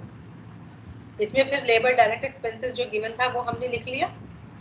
नॉर्मल लॉस हमें बताया हुआ है 10%, ऊपर क्वेश्चन में गिवन है इनपुट का 10%। इनपुट क्या है 1960 यूनिट, इस बार इनपुट हमारा ये है, दिस इज इनपुट। इसका 10% निकालेंगे तो वो आया 196। तो ये हमारी नॉर्मल लॉस यूनिट, और रियलाइजेबल वैल्यू पर दी हुई थी ₹10, तो 10 रुपए के हिसाब से इतनी वैल्यू हमें रिसीव हो गई। इसके अलावा इस क्वेश्चन में हमें आउटपुट दिया था, प्रोसेस बी का आउटपुट हमने लिख दिया ये 1700। ठीक है, ये हमें आउटपुट गिवन था, बस इसके अलावा तो कुछ भी गिवन नहीं था। तो अब हम फर्स्ट स्टेप में क्या करेंगे, जैसे ऊपर किया था पहले यूनिट्स का टोटल करेंगे। तो यहाँ यूनिट का टोटल किया, यहाँ यूनिट का टोटल किया, आपकी बार बैलेंसिंग फिगर आ गई। हमने इनका टोटल किया तो बैलेंसिंग फिगर आई 64। तो क्रेडिट साइड पे जो बैलेंसिंग फिगर होती है वो हमारा एबनॉर्मल लॉस होता है। क्रेडिट साइड की balancing figure will be abnormal loss. Debit side पर आ जाता बैलेंसिंग फिगर एबनॉर्मल गेन। ठीक है, गेन है डेबिट साइड पे दिखाओगे, लॉस है क्रेडिट साइड पे। तो ये जो 64 यूनिट्स आ गई, अब यूनिट्स तो आ गई, अब हमें इसकी वैल्यू निकालनी है। तो वैल्यू निकालने के लिए क्या करेंगे, जो हमने ऊपर फॉर्मूला पढ़ा था एबनॉर्मल लॉस का, वही वाला सेम फॉर्मूला यूज करेंगे। ठीक है, फॉर्मूला क्या था, ये रहा फॉर्मूला। पहले हम निकालते हैं कॉस्ट पर यूनिट, क्योंकि हमारी नंबर ऑफ यूनिट्स है तो पहले कॉस्ट पर यूनिट निकालेंगे। तो उसका फॉर्मूला क्या है, total cost minus value of normal loss. तो टोटल कॉस्ट कहाँ से निकालेंगे, ये डेबिट साइड टोटल कर दिया, ये हमारी टोटल कॉस्ट हो गई। ठीक है, डेबिट साइड में सारे एक्सपेंसेस हैं, सारी कॉस्ट है, इनको प्लस कर देंगे तो वी गेट टोटल कॉस्ट। इसमें से माइनस कर देंगे वैल्यू ऑफ नॉर्मल लॉस, मतलब 1960, this is value of abnormal loss. ये जो भी आएगा इसको डिवाइड करेंगे किससे, टोटल यूनिट्स इंट्रोड्यूस्ड, ये this is total units introduced minus normal loss units. इसको माइनस करेंगे, जो भी वैल्यू आएगी उसमें फाइनली हमारा रिजल्ट जो आएगा वो कॉस्ट पर यूनिट आएगा, दैट इज ₹20। तो अब normal cost per unit is ₹20। तो नॉर्मल लॉस यूनिट्स को 20 रुपीज से मल्टीप्लाई किए, ये वैल्यू आ गई। अब बाकी टोटल कर देंगे सारा और बैलेंसिंग फिगर निकालेंगे, तो ये हमारी आएगी ये बैलेंसिंग फिगर जो प्रोसेस बी का आउटपुट। आई थिंक अब तो दोनों प्रोसेस क्लियर हो गए होंगे, मैंने पूरा डिटेल में आपको ये समझाया।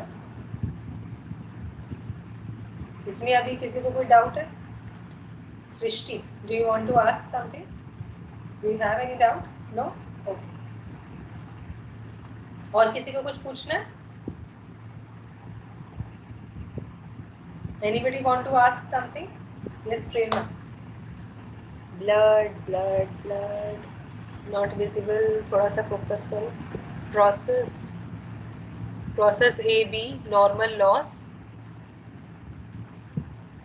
में रुपी कैसे आएंगे? वो हमें दिया हुआ है, क्वेश्चन में गिवन है। नॉर्मल लॉस यूनिट, ये नॉर्मल लॉस की तो आपको हमेशा जो वैल्यू होगी वो क्वेश्चन में गिवन होगी, यूनिट्स भी बताएंगे या परसेंटेज के फॉर्म में बताएंगे। नॉर्मल लॉस हमेशा आपको परसेंटेज के फॉर्म में दिया हुआ होगा, आपको उस परसेंटेज से पहले यूनिट निकालनी है। तो आपकी जो भी इनपुट यूनिट होगी, आपका मटेरियल जो आपको दिया हुआ है क्वेश्चन में, Anu your screen is blurred, abnormal loss की यूनिट कैसे आई, कैसे आई, मैं भी बताती हूँ नॉर्मल लॉस की यूनिट कैसे आई। मैं क्या बता रही थी, नॉर्मल लॉस बता रही थी पहले, ठीक है। नॉर्मल लॉस आपको जो दिया हुआ होगा वो परसेंटेज में दिया हुआ होगा, और वो परसेंटेज किसकी होती है, मटेरियल जो आपको दिया हुआ होता है, मटेरियल में आपको नंबर ऑफ यूनिट हमेशा गिवन होंगी, every time input material unit will be given to you, हमेशा दी हुई होगी। तो वो जो यूनिट्स दी हुई है उनका परसेंटेज हम निकालते हैं, 2% है, 5% है, जो भी परसेंटेज आपको दिया हुआ होगा, नंबर ऑफ यूनिट के साथ आप उस परसेंटेज को मल्टीप्लाई कर दोगे, you will get normal loss unit. ठीक है, यूनिट में आपने यूनिट लिख दी, अब आपको चाहिए वैल्यू। आपको क्वेश्चन में बताया हुआ होगा नॉर्मल लॉस किस वैल्यू में रियलाइज हो रहा है, रियलाइज मतलब किस वैल्यू में बेचा जा रहा है, तो वो आपको पर यूनिट दिया हुआ होता है। नंबर ऑफ यूनिट आप निकाल चुके हो, पर यूनिट वैल्यू आपको दी हुई है, उन दोनों को मल्टीप्लाई कर दोगे तो आपको वहाँ पर नॉर्मल लॉस निकल आएगा। मैं क्वेश्चन में देखो दिखा भी रही हूँ, ये क्वेश्चन में हमें गिवन था, ये मैंने कुछ भी ऐसे निकाला नहीं है। ये नॉर्मल वेस्टेज जो था, दिस इज नॉर्मल लॉस, और ये आपको परसेंटेज में दिया हुआ है। तो ये परसेंटेज किसकी होगी, इनपुट की। हमेशा आपको जो भी परसेंटेज है उस प्रोसेस में उसकी नंबर ऑफ यूनिट के साथ आप उसको मल्टीप्लाई कर दो, आपको नॉर्मल लॉस की यूनिट मिल जाएगी। और वो नॉर्मल लॉस की यूनिट कितने में बेची जा रही है वो ये यहाँ मेंशन है। प्रोसेस ए की नॉर्मल यूनिट 2 रुपए के हिसाब से बेची है, प्रोसेस बी की नॉर्मल यूनिट 10 रुपए के हिसाब से बेची है, प्रोसेस सी की नॉर्मल यूनिट भी 10 रुपए के हिसाब से बेची है। तो both are given in the question. Okay, बात रही एबनॉर्मल लॉस। तो एबनॉर्मल लॉस मैंने आपको बोला कि आप जब भी अपना प्रोसेस अकाउंट में आपको जो भी गिवन था आपने सब कुछ लिख दिया, उसके बाद पहला स्टेप आपका होता है कि आप पहले यूनिट्स वाले कॉलम का टोटल करोगे, डेबिट साइड क्रेडिट साइड दोनों यूनिट्स वाले कॉलम का टोटल करोगे। और अगर कोई बैलेंसिंग फिगर आती है, तो अगर बैलेंसिंग फिगर आई क्रेडिट साइड पर तो वो यूनिट्स में आ रही है, वो आपका एबनॉर्मल लॉस है। और अगर आपकी बैलेंसिंग फिगर डेबिट साइड पर आ रही है तो वो आपका एबनॉर्मल गेन। ठीक है, आपको एक साथ सब कुछ टोटल नहीं करना है। जब आप प्रोसेस अकाउंट क्लोज करोगे तो प्रोसेस अकाउंट क्लोज करते हुए सबसे पहले आपको यूनिट्स का आपको कॉलम ऐड करना है। यूनिट्स के कॉलम में अगर कोई बैलेंसिंग फिगर नहीं आ रही है तो इट मीन्स कोई एबनॉर्मल लॉस एबनॉर्मल गेन नहीं है। बट अगर बैलेंसिंग फिगर यूनिट्स में आ जाती है तो उस केस में आप बैलेंसिंग, हाँ 64 की बैलेंसिंग फिगर जो आ रही है तो ये क्रेडिट साइड पर आ रही है, तो दिस इज एबनॉर्मल गेन। 64 की बैलेंसिंग फिगर जो क्रेडिट साइड पर आ रही है वो एबनॉर्मल गेन लॉस हो गया, sorry this is abnormal loss क्योंकि क्रेडिट साइड पर आ रहा है। ये पूरा क्लियर नहीं है अनु, थोड़ा सा फोकस करके दिखाओ, वो कंप्लीट नहीं आ रहा। एबनॉर्मल लॉस की यूनिट 64, नीचे क्या, व्हाट इज रिटन हियर, कैसे आई बैलेंसिंग फिगर, बेटा बैलेंसिंग फिगर। रुको यहाँ से देखो क्वेश्चन में, ये बैलेंसिंग फिगर है, इसमें कंफ्यूज मत हो, मैं इसलिए बार बार आपको टर्म ही वही यूज कर रही हूँ। यहाँ पर आपकी टोटल आपने जब किया तो ये 1960 हो गया, इस 1960 में से 196 यूनिट नॉर्मल माइनस करो और ये आउटपुट वाली माइनस करो। ठीक है, 1960 में से ये वाली यूनिट और ये वाली यूनिट माइनस कर दोगे। ऊपर तो क्या हुआ था देखो, जब हमने ऊपर यहाँ पे 2000 यूनिट टोटल था, 2000 में से नॉर्मल लॉस माइनस किया, आउटपुट माइनस किया, तो हमारा बैलेंस 0 आ गया। ठीक है, इस केस में बैलेंस 0 आ गया तो कोई बैलेंसिंग फिगर नहीं थी। इस वाले प्रोसेस में जब हमने टोटल यूनिट्स में से नॉर्मल लॉस की यूनिट और आउटपुट की यूनिट माइनस की तो हमारी बैलेंसिंग फिगर आई 64। ये बैलेंसिंग फिगर है, माइनस करके आई है। तो जब हमारी बैलेंसिंग फिगर आ गई है तो हमें इसकी वैल्यू निकालनी पड़ेगी, अब नॉर्मल लॉस है तो उसके लिए हम ऊपर वाला फॉर्मूला जो हमने पढ़ा था, total cost minus value of normal loss divided by total units minus normal loss unit, इससे हम कॉस्ट पर यूनिट निकालेंगे और फिर उसको मल्टीप्लाई कर देंगे अब नॉर्मल लॉस की यूनिट से। Sarthak, rotate your screen, I am not able to get it. Join your WhatsApp, you want to join WhatsApp group. Okay, आप मेरा जो चैट है, चैट पे आप मुझे मैसेज कर देना, देन मैं आपके साथ लिंक शेयर कर दूँगी व्हाट्सएप ग्रुप का, ठीक है। मेरा जो चैट बॉक्स है उसमें आप मुझे इंडिविजुअल मैसेज कर दो, मैं वहाँ पर आपको लिंक शेयर कर दूंगी, आप उस लिंक को क्लिक करके you will be able to join the WhatsApp group. Purnima, अगर आप क्लास अटेंड कर रहे हो बेटा तो प्लीज़ आप एक बार फिर लिंक शेयर कर देना मेरे साथ। यहाँ पर तो नहीं हो सकता लिंक शेयर, बट आप मेरे पास लिंक शेयर कर देना ताकि मैं औरों के साथ फिर वो शेयर करूँ। Yes Sushmita, want to ask something? Ankit. Process A, बेटा process A is very simple, कुछ नहीं किया, जो कॉस्ट दी थी कॉस्ट लिखी, नॉर्मल लॉस लिखा और आउटपुट निकाल दिया। अभी मैं जब नोट शेयर करूंगी, you just go through it, आप उसको गो थ्रू करना, you will be able to get it. Process A is very simple, उसमें कुछ भी नहीं किया, जो हमें क्वेश्चन में सारी कॉस्ट दी थी वो हमने डेबिट साइड लिख दी, नॉर्मल लॉस दिया था तो यूनिट्स के साथ यूनिट्स कैलकुलेट की नॉर्मल लॉस की और वैल्यू के साथ मल्टीप्लाई कर दिया। आउटपुट हमें ऑलरेडी गिवन था, वो हमने लिख दिया, बैलेंसिंग फिगर निकाल दिया, क्लोज हो गया हमारा प्रोसेस। ये शुभम, टेक्स्ट पे फोकस करो।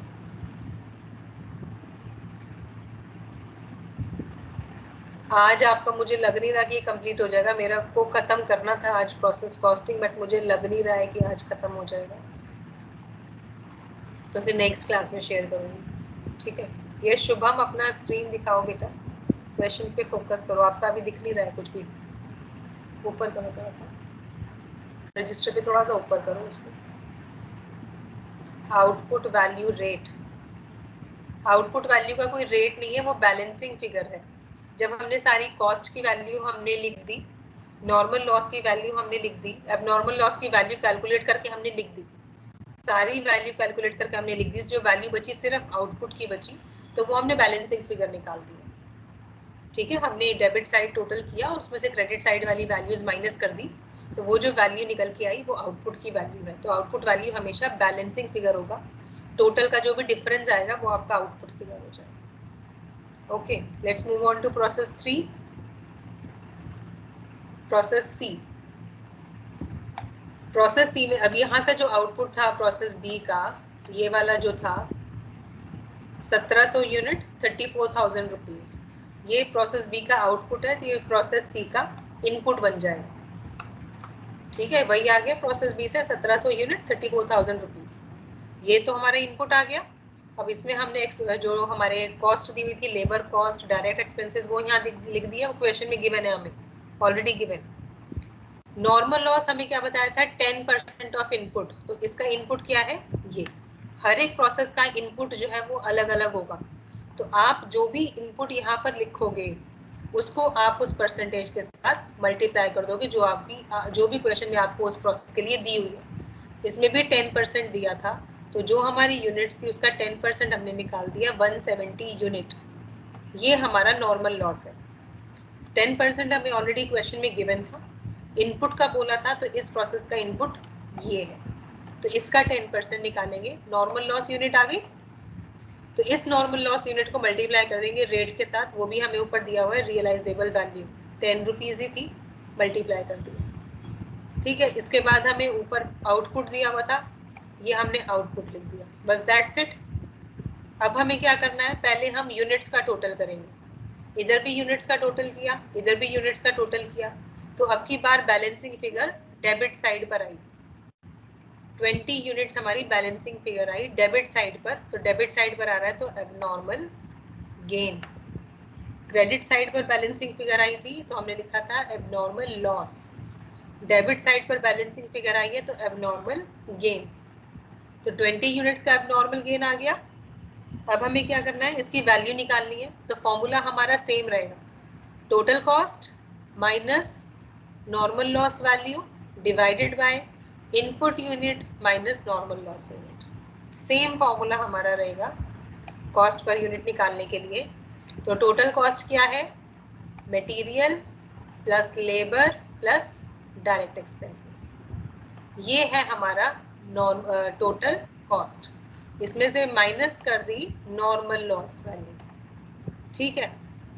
फिर हमने लिया input units minus normal loss unit, ये रहा हमने जो किया है, ये हमने किया।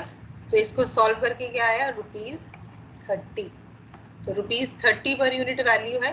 तो जो हमारा एबनॉर्मल गेन था 20 यूनिट्स का, उसको ₹30 के साथ मल्टीप्लाई कर दिया, 600 हमारी वैल्यू आ गई। ठीक है, बस हो गया। यूनिट्स तो हम टोटल कर ही चुके हैं, अब कॉस्ट का टोटल करेंगे और ये वाली बैलेंसिंग फिगर निकाल देंगे। दिस इज फिनिश्ड स्टॉक, क्योंकि ये हमारा लास्ट प्रोसेस है। 3 ही प्रोसेस थे, प्रोसेस सी हमारा लास्ट प्रोसेस है। तो अब की बार ये जो जाएगा ये सीधा फिनिश्ड स्टॉक अकाउंट में जाएगा। This will be transferred to finished stock account. Value balancing figure, ये सब का टोटल करके इसमें से माइनस कर दिया तो हमारी ये वाली वैल्यू आई। ठीक है, तो प्रोसेस सी हमारा कंप्लीट हो गया। इस केस में हमें एबनॉर्मल गेन आया है। I hope I am clear. Yes और नो? प्रोसेस सी, उसमें पूछना है कुछ? फॉर्मूले की जरूरत नहीं है फिर तो बिना फॉर्मूले के कैसे करोगे? फॉर्मूला क्यों हमने लगाया है? Total cost minus value of normal loss divided by total units, total input unit minus normal loss unit. Share कर देना, या विजिबल नहीं है शेफाली, थोड़ा सा दूर से दिखाओ। नोट्स के लिए लिख रहे हो आप? क्या लिख रहे हो? पढ़ लेंगे? अच्छा, 3 days ऑफ है तो पढ़ लेंगे, बिना मैं समझाऊंगी तो पढ़ोगे कैसे? मैम अगर एबनॉर्मल तो वो नेक्स्ट प्रोसेस में क्रेडिट होता है ना? नहीं, एबनॉर्मल गेन एबनॉर्मल लॉस नहीं होता, सिर्फ आउटपुट ट्रांसफर होता है नेक्स्ट प्रोसेस में। अब पिछले क्वेश्चन में एबनॉर्मल लॉस आया था तो हमने कुछ नहीं किया ना। एबनॉर्मल लॉस एबनॉर्मल गेन हमारा costing profit and loss account में ट्रांसफर होता है, प्रोसेस अकाउंट में ट्रांसफर नहीं होता। ये जो एबनॉर्मल गेन एबनॉर्मल लॉस हमने निकाला है, ये हमारा costing profit and loss account में जाएगा। Okay Shefali, I will try to share the notes today, ठीक है, but it will be difficult for you to go through it, but still I will try to share it. Okay, आपका जो transfer होगा abnormal loss abnormal gain, हमेशा आपका कोई भी method of costing है, एबनॉर्मल लॉस एबनॉर्मल गेन हमेशा costing P&L account में ट्रांसफर होता है। एक प्रोसेस से दूसरे प्रोसेस में सिर्फ आउटपुट ट्रांसफर होता है, इसके अलावा कुछ भी ट्रांसफर नहीं होता। उसमें टोटल कॉस्ट क्यूमुलेट हो जाती है, नॉर्मल लॉस भी उसमें एडजस्ट हो जाता है, एबनॉर्मल लॉस भी एडजस्ट हो जाता है। तो we just transferred output value, nothing else. Abnormal loss abnormal gain costing P&L account में ट्रांसफर करें। ठीक है, तो अब इसको आगे कंटिन्यू करते हैं। प्रोसेस अकाउंट तो बन गए, अब हमें बनाना था normal loss account, abnormal loss abnormal gain. तो पहले नॉर्मल लॉस अकाउंट बनेगा, तो वो कुछ नहीं है, सीधा सीधा नॉर्मल लॉस पहले प्रोसेस ए में आया था, तो to process A account 40 units थी 80 रुपीज में, प्रोसेस बी में इतनी यूनिट्स थी इतनी रुपीज में, प्रोसेस सी में इतनी यूनिट्स थी इतने रुपीज में, और वो क्योंकि हम बेच रहे हैं तो वी आर रिसीविंग कैश, उसके बदले में हमें कैश रिसीव हो रहा है। ठीक है, तो 40 यूनिट 80 रुपए में बेची थी तो 80 रुपए रिसीव हो गए। प्रोसेस बी का 1960 रुपए में बेचा था तो 1960 हो गए। अब प्रोसेस सी में देखो, यहाँ 170 यूनिट 1700 रुपए में हमने बेची थी, बट क्योंकि इस क्वेश्चन में एबनॉर्मल गेन दिया हुआ है तो लॉजिकली एक ही अकाउंट में लॉस और गेन दोनों नहीं हो सकता। वी कैन नॉट, मतलब दिस इज टोटली इलॉजिकल कि हम लॉस भी दिखाएं और प्रॉफिट भी दिखाएं, दोनों चीज एक साथ कैसे हो सकती है? या तो नेट प्रॉफिट होगा या नेट लॉस होगा। ठीक है, तो इसमें से क्या है 20 यूनिट्स हमारी, एक्चुअल नॉर्मल लॉस हमारा कितना हुआ? हमने एस्टिमेटेड तो 170 यूनिट किया था, बट हमारा 20 यूनिट नॉर्मल गेन है, तो हमारा एक्चुअल लॉस कितना हुआ? Actual normal loss 150 unit. जैसा मैंने आपको बताया था कि हमने एस्टिमेट तो किया था कि हमारा नॉर्मल लॉस यूनिट जो है 1000 यूनिट्स का होगा या 50 यूनिट का हमारा नॉर्मल लॉस होगा, बट हुआ एक्चुअली 30 यूनिट का, तो 20 यूनिट हमारी एबनॉर्मल गेन, तो एक्चुअल है 30 यूनिट, टोटल हमने एस्टिमेट किया था 50, उसमें से 20 यूनिट हमारी एबनॉर्मल गेन हो गई, तो एक्चुअल नॉर्मल लॉस कितना हुआ 30 यूनिट।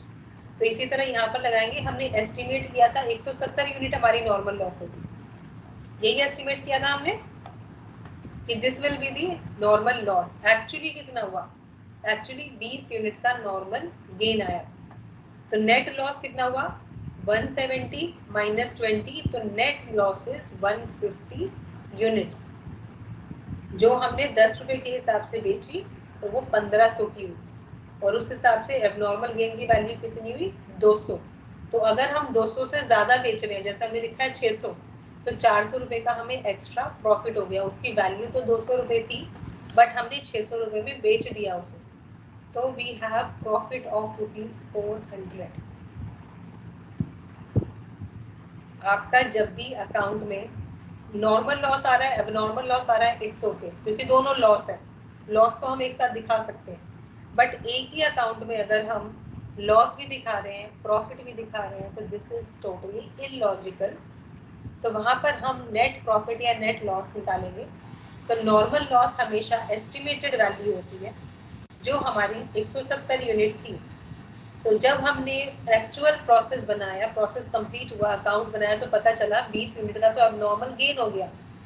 तो एक्चुअल लॉस कितना हुआ, तो 170 में से 20 यूनिट तो गेन की हो गई, तो एक्चुअल लॉस है 150 यूनिट नॉर्मल लॉस, और वो 10 रुपए के हिसाब से बेची जा रही है। वो हमें क्वेश्चन में मेंशन है कि हम 10 रुपीज के हिसाब से इसको बेच रहे हैं, तो इसमें हमने मिले 1500, क्योंकि हमारा जो एक्चुअल लॉस हुआ वही तो हमने बेचा, तो 150 यूनिट जो थी वो हमने बेची, तो 1500 रुपए मिले, और इसके हिसाब से नॉर्मल गेन की क्या वैल्यू है 200।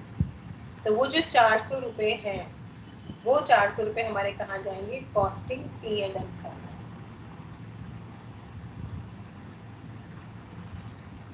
क्लियर है ये नॉर्मल लॉस अकाउंट? इसमें किसी को कुछ पूछना है?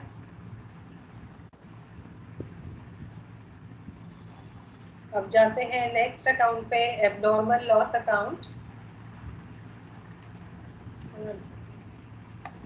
एबनॉर्मल लॉस किसमें हुआ था, प्रोसेस बी में हुआ था, तो ये प्रोसेस बी से आ गया to process B transfer. 64 unit हमारी एबनॉर्मल लॉस आई थी, जो हमने वैल्यू निकाली थी 1280, ठीक है, 20 रुपीज पर यूनिट निकाला था, उसको मल्टीप्लाई किया था, तो ये हो गया। तो हमने बेसिकली हम क्या करते हैं, हमारा एबनॉर्मल लॉस की वैल्यू भी नॉर्मल लॉस की इक्वल ही होनी चाहिए, कि अगर हम 10 रुपए लगा रहे हैं कि हमारा नॉर्मल लॉस अगर कुछ भी आता है यूनिट्स का, तो हम उसको आगे 10 रुपए में बेचेंगे, तो एबनॉर्मल लॉस भी तो लॉस ही है, उन्हीं यूनिट्स का लॉस हो रहा है, वो भले ही नॉर्मल है या भले ही एबनॉर्मल है, लॉस तो उन्हीं यूनिट्स का हो रहा है ना, तो उसकी रियलाइजेबल वैल्यू क्या है 10 रुपीज। तो अगर 64 यूनिट्स थी तो 10 रुपीज के हिसाब से 640 की वैल्यू थी, और बेच दी हमने 1280 में, तो ये जो है ये हमें प्रॉफिट हो गया, जो हम यहाँ पर कॉस्टिंग P&L अकाउंट में ट्रांसफर कर दें। ठीक है, जो हमें 1280 का हमारा था, हमने 1280 का जिसको एक्चुअली बेचा है, उसकी वैल्यू तो 640 रुपए थी, तो ये जो 640 एक्स्ट्रा है, this extra amount will be transferred to costing P&L account. Same way हम यहाँ बनाएंगे abnormal gain account. Abnormal gain account में यहाँ पर ये हमारा ये ट्रांसफर हुआ 20 यूनिट 600 रुपए, बट एक्चुअल वैल्यू कितनी है 200 रुपए, जो हमने ऊपर निकाली थी नॉर्मल लॉस अकाउंट में। तो ये जो 400 रुपीज एक्स्ट्रा है, this is what, this should be transfer to costing P&L account. तो यही 3 अकाउंट हमें बनाने के लिए बोला था, ये हमारा हो गया। तो ये क्वेश्चन कंप्लीट हो गया। इसमें आप किसी को कुछ पूछना,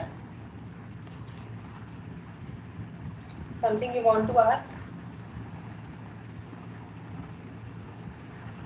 yes Srishti.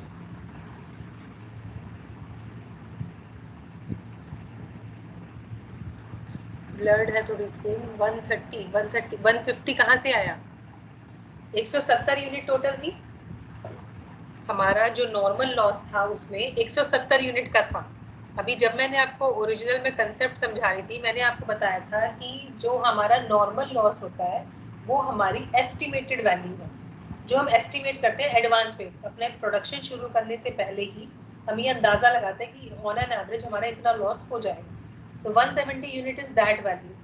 But actually process complete हो गया तब हमारा वहां पर एबनॉर्मल गेन निकल के आया 20 यूनिट्स का। ठीक है, तो एक ही साथ हमें प्रॉफिट और लॉस दोनों चीज नहीं हो सकती, या तो हमें प्रॉफिट ही होगा या हमें लॉस ही होगा। तो उस केस में क्या हुआ कि अगर वहां पर 20 यूनिट एबनॉर्मल गेन है, तो एबनॉर्मल गेन कब आता है? जब हमारा एक्चुअल लॉस कम हुआ होता है नॉर्मल लॉस। नॉर्मल लॉस हमारी एस्टिमेटेड वैल्यू है, अगर हमारा एक्चुअल लॉस नॉर्मल लॉस से कम है तब हमारा एबनॉर्मल गेन आता है। तो यहाँ पर अगर एबनॉर्मल गेन आ रहा है मतलब हमारा एक्चुअल लॉस कम हुआ है, तो हम यहाँ पर एक्चुअल लॉस मान रहे हैं कि टोटल हमने 170 यूनिट्स एस्टिमेट की थी, जिसमें से 20 यूनिट हमारा गेन हो गया, तो एक्चुअल लॉस कितना हुआ? 150 यूनिट्स। तो जो हम मार्केट में बेचेंगे, जितना एक्चुअल लॉस हुआ उतना ही तो बेचेंगे ना, उसी के बदले तो हमें कैश रिसीव होगा। तो हमने 150 यूनिट बेची है, 20 यूनिट तो हमारा एबनॉर्मल गेन है, तो एक्चुअल सोल्ड यूनिट इज 150, जो 10 रुपए के हिसाब से बेची है। और वो जो 20 रुपए है, तो लॉस की तो कोई भी वैल्यू है या गेन की वैल्यू वो तो सेम रहेगी। 1700 रुपए टोटल है, इसमें से 1500 रुपए हमें रियलाइज हो गए, तो जो 200 रुपए बचे वो 200 किसके हो गए? एबनॉर्मल गेन के। तो वो जो 20 यूनिट की एक्चुअल वैल्यू थी 200 रुपए थी, जो हमें 600 रुपए पड़ी, तो वो 400 रुपए जो एक्स्ट्रा है वो हमारा कॉस्टिंग P&L में चला जाए। एबनॉर्मल लॉस होगा, एबनॉर्मल गेन होगा, उसको हम हमेशा नॉर्मल लॉस की वैल्यू के साथ कंपेयर करते हैं। उसकी एक्स्ट्रा जो भी वैल्यू आएगी वो सारी कॉस्टिंग P&L में ट्रांसफर होती है, जैसा हमने नीचे दोनों अकाउंट में दिखाया है। हमेशा वैल्यू हम नॉर्मल लॉस के रेट के हिसाब से निकालेंगे, उसके अबव जो भी वैल्यू है वो कॉस्टिंग P&L अकाउंट में ट्रांसफर कर दें। That's it. प्रज्ञा, आपका मुझे नजर नहीं आ रहा है बेटा, थोड़ा सा उसको क्लोजअप में लेके आए। इसमें आप पूछना क्या चाहते हो? What do you want to ask in this? Abnormal loss ये हमने पहले ट्रांसफर किया। एबनॉर्मल लॉस हमारे 3 प्रोसेस दिए हुए हैं, process A, B, C। Thank you dear, thank you so much Tania. हाँ, आपको जो एबनॉर्मल लॉस दिया है, आप तीनों प्रोसेस चेक करो, आपको सिर्फ प्रोसेस B में एबनॉर्मल लॉस मिलेगा, बाकी दोनों में कोई भी एबनॉर्मल लॉस गिवन नहीं है। तो हमने प्रोसेस B से एबनॉर्मल लॉस ट्रांसफर कर दिया एबनॉर्मल लॉस अकाउंट में, तो वो उधर क्रेडिट साइड पर था, तो एबनॉर्मल लॉस अकाउंट का डेबिट साइड पर आ गया, to process B account, to transfer to process B account. ठीक है, तो वहां पर फिर हमने निकाला 64 यूनिट्स हमारी 1280 की थी। बट मैंने अभी क्या बताया कि आपका भले एबनॉर्मल गेन हो या आपका एबनॉर्मल लॉस हो, उसकी वैल्यू हमेशा नॉर्मल लॉस की वैल्यू के साथ कंपेयर करेंगे। नॉर्मल लॉस की वैल्यू 10 रुपए पर यूनिट है, तो उसके हिसाब से एबनॉर्मल लॉस कितने का बनता है? 64 यूनिट्स 10 रुपीज के हिसाब से 640 का बनता है, और हमने बेचा कितने का है? 1280 का। 640 रुपए की वैल्यू की चीज हमने 1280 में बेच दी, तो ये जो 640 का हमें प्रॉफिट हुआ extra, this will be transferred to costing P&L account. इसी तरह एबनॉर्मल गेन था कि हमारा 20 यूनिट हमने 600 रुपए में हमें पड़ी है, बट उनकी वैल्यू तो 200 रुपए ही थी, हमें पड़ी 600 रुपए में, तो 400 रुपए का हमारा नुकसान हो गया, तो वो हम कहाँ डाल देंगे? Costing P&L account. बस that's it. Normal loss, abnormal gain, मतलब लॉस और गेन एक साथ नहीं हो सकता, ये भी हमेशा ध्यान रखना। तो उस केस में हम नेट नॉर्मल लॉस निकालेंगे कि एग्जैक्टली नॉर्मल लॉस हमें कितना हुआ है, उतने ही नॉर्मल लॉस हम दिखाएंगे, उससे ज्यादा का नॉर्मल लॉस नहीं दिखाएंगे। एस्टिमेटेड वैल्यू में से एबनॉर्मल गेन यूनिट्स माइनस कर देंगे, तो that is actual normal loss incurred. यहाँ तक आई थिंक क्लियर हो गया होगा आप सबको। देन आई शुड, आपकी चैट में कुछ क्वेरीज आई हुई है, I am just checking that one, give me a second.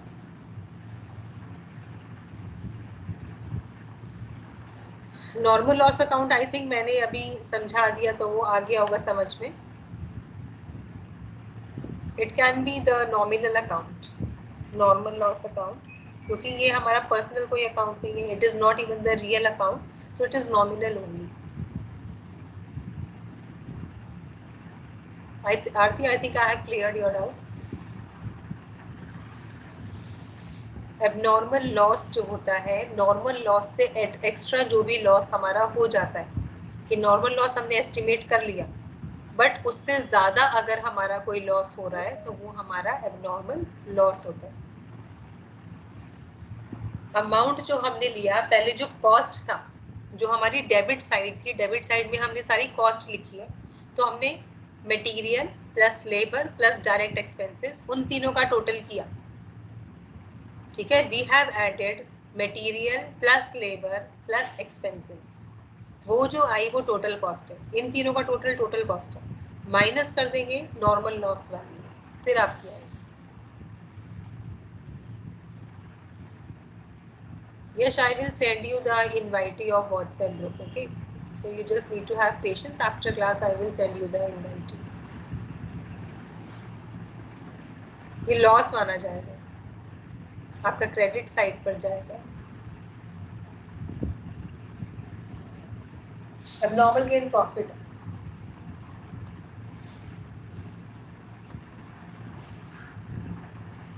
Yes, it will be nominal account only, क्योंकि ये हमारा पर्सनल अकाउंट नहीं है, ये हमारा रियल अकाउंट नहीं है। After class, I will send the link of WhatsApp group.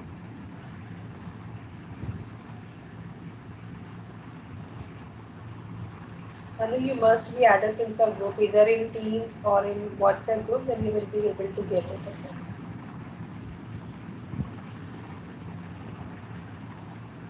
Total cost is, again I am repeating, material plus labor plus expenses. Material plus labor plus expenses, this is your total cost. Shefali थोड़ा सा blur है, उसको और clear करके दिखाओ। मतलब close up में मत लेके आओ, क्योंकि उससे और भी कुछ नहीं नजर आता, थोड़ा सा दूर रखे तो उसको फोकस कर दो बस। Thank you so much for my patience. Thank you. This is my duty only. I am sitting here for that purpose only. Thank you. So let's move on. Now valuation of work in progress. तो work in progress आपको पता है कि जब हम, क्योंकि यहाँ पर जो प्रोडक्शन प्रोसेस है वो कॉन्टिन्यूस है, वो चलता रहता है, तो पीरियोडिकली हम जो है प्रोसेस अकाउंट यहाँ पर बनाते रहते हैं। ठीक है, तो ज़रूरी नहीं है कि जिस टाइम पर हमने प्रोसेस अकाउंट बनाया उस टाइम पर जितने गुड्स इन प्रोसेस थे वो सारे कंप्लीट हो गए।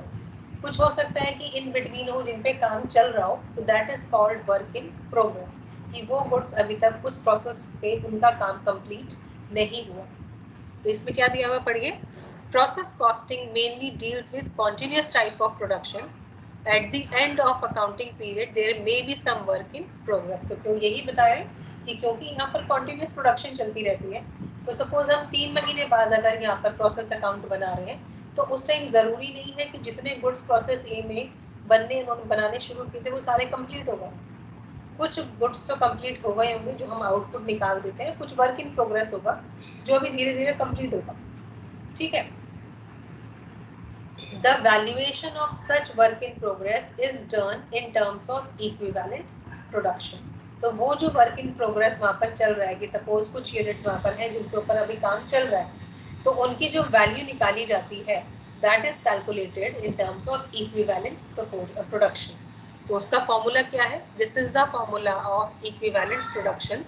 इससे हम निकालते हैं value of work in progress. ये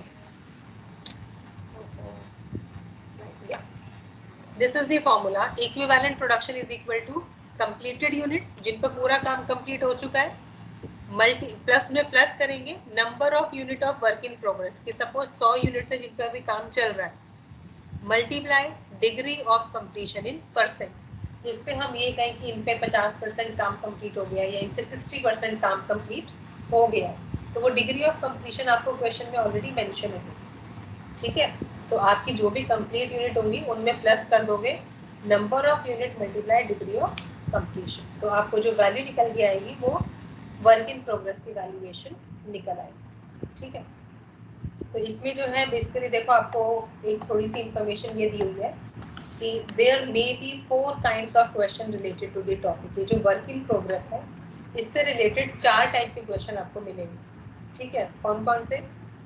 क्लोजिंग वर्क इन प्रोग्रेस दिया हुआ होगा, ओपनिंग वर्क इन प्रोग्रेस नहीं होगा। मतलब शुरू में तो आपने जैसे प्रोसेस 1 है वहां से तो काम शुरू हो रहा है, उसमें कोई वर्क इन प्रोग्रेस, कोई ओपनिंग वर्क इन प्रोग्रेस तो आएगा नहीं, क्लोजिंग वर्क इन प्रोग्रेस होगा और कोई प्रोसेस लॉस नहीं होगा। तो ये एक टाइप का क्वेश्चन है। Closing work in progress will be given, no opening work in progress, no process loss. दूसरा टाइप का कौन सा क्वेश्चन हो सकता है? क्लोजिंग वर्क इन प्रोग्रेस दिया हुआ है, प्रोसेस लॉस दिया हुआ है, but opening work in progress नहीं था। Third type of question is आपको ओपनिंग और क्लोजिंग वर्क इन प्रोग्रेस तो दिया हुआ है बट प्रोसेस लॉस नहीं है।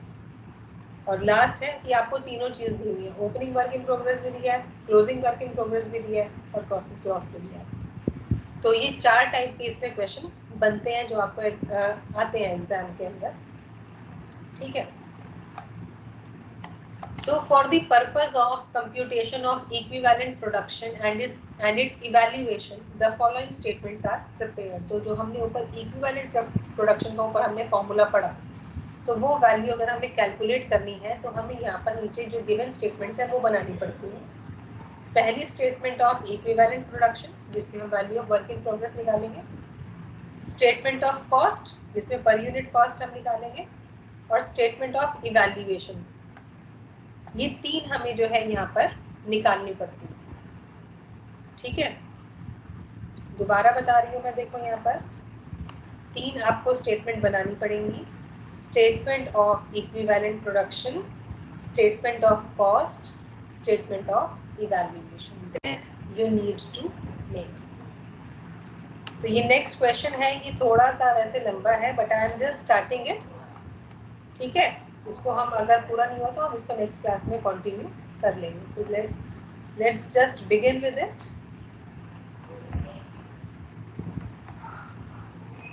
देखो ये आपको क्वेश्चन दिया हुआ है, ये क्वेश्चन किस पे बेस्ड है? क्लोजिंग वर्क इन प्रोग्रेस दिया हुआ है, कोई ओपनिंग वर्क इन प्रोग्रेस नहीं है, कोई प्रोसेस लॉस नहीं है। जो हमने फर्स्ट टाइप ऑफ क्वेश्चन पढ़ा था, only closing work in progress is given, no opening work in progress, no process loss. देखिए यहाँ पर, on 1st January there was no work in progress in process X। 1st जनवरी को process X में कोई work in progress नहीं था, तो ये ओपनिंग है क्योंकि 1st जनवरी की बात हो रही है ना, तो कोई ओपनिंग वर्क इन प्रोग्रेस नहीं है। During the month 2000 units of material were introduced at a cost of ₹80,000। तो ये मटेरियल है हमारा, हमने 2000 यूनिट इंट्रोड्यूस किए, इनपुट है हमारा 2000 यूनिट और वैल्यू है 18,000। लेबर एंड ओवरहेड्स आर, तो ये आपके अदर एक्सपेंसेस दे दिए, cost, labour cost, overhead cost. On 31st January 1500 units were completed. तो ये आपको कंप्लीटेड यूनिट्स दे दी, मंथ एंड पर 1500 यूनिट तो कंप्लीट है and transfer to the next process. 500 units remained incomplete. 500 unit इनमें से इनकम्प्लीट है जिन पे डिग्री ऑफ कंप्लीशन यहाँ पर दिया हुआ है। मटेरियल पूरा 100% लग चुका है, लेबर 60% दी हुई है कि वो 60% काम कर चुके हैं, ओवरहेड 30% लगा चुके हैं। ठीक है, तो हमें यहाँ पर क्या करना है, यू नीड टू प्रिपेयर वो तीनों स्टेटमेंट है जो हमने ऊपर पढ़ी थी, statement of equivalent production, statement of cost और स्टेटमेंट ऑफ इवैल्यूएशन। इसके अलावा प्रोसेस एक्स अकाउंट। तो यहाँ पर देखो ऑर्डर में ही ये यहाँ पर बनी हुई है। सबसे पहले है स्टेटमेंट ऑफ इक्विवेलेंट प्रोडक्शन। तो इसमें हमने फॉर्मूला सीधा सीधा जो पढ़ा था वो क्या था, जो हमारी कंप्लीटेड यूनिट्स थी उसमें हम प्लस कर रहे थे वर्क इन प्रोग्रेस को। ठीक है, तो कंप्लीटेड यूनिट्स हमारी कितनी है, 1500 यूनिट उन्होंने हमें बताया कंप्लीट है। तो 3 चीजें लग रही हैं यहाँ पर, मटेरियल, लेबर, ओवरहेड। तो यहाँ पर आप कॉलम देखो क्या बनाना है, पहले आपने कितनी यूनिट इनपुट की है वो वाला कॉलम बनेगा, दूसरा आपका आउटपुट का कॉलम बनेगा, उसमें कितनी आइटम कितनी यूनिट, फिर आपका मटेरियल, लेबर, ओवरहेड, 3 कॉलम बनेंगे जिसमें आप क्वांटिटी भी बताओगे और कितना परसेंट उन पे काम कंप्लीट हो चुका है वो आपको लिखना है। ठीक है, तो पहले फिनिश्ड आउटपुट जो पूरी यूनिट्स कंप्लीट हो चुकी हैं, 2000 यूनिट इनपुट की थी, 1500 पूरी कंप्लीट हो चुकी है, मतलब उनके ऊपर 100% मटेरियल लगा चुके, 100% लेबर लगा चुके, 100% ओवरहेड लगा चुके, तभी तो वो कंप्लीट है। वर्क इन प्रोग्रेस क्या है? 500 यूनिट है। मटेरियल 100% लग चुका, लेबर 60% लग चुकी है, और जो ओवरहेड है वो 30% लगे। ठीक है, ओवरहेड 30% लगे। तो मटेरियल के केस में तो पूरी 2000 यूनिट यहाँ पे कंप्लीट है। ठीक है, मटेरियल की बात करें तो यहाँ पर पूरी 2000 यूनिट में इतना काम हो चुका है। तो यहाँ पर देखो 60% लगाया था इन्होंने, तो 60% लेबर लगाई थी, तो 60% किसका?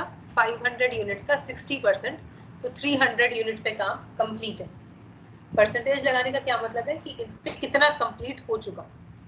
तो 300 यूनिट पे पूरी लेबर लग चुकी है और 150 यूनिट पे ओवरहेड लग चुका है, क्योंकि 30% था, फिर 500 का हम यहाँ पे 30% निकालेंगे।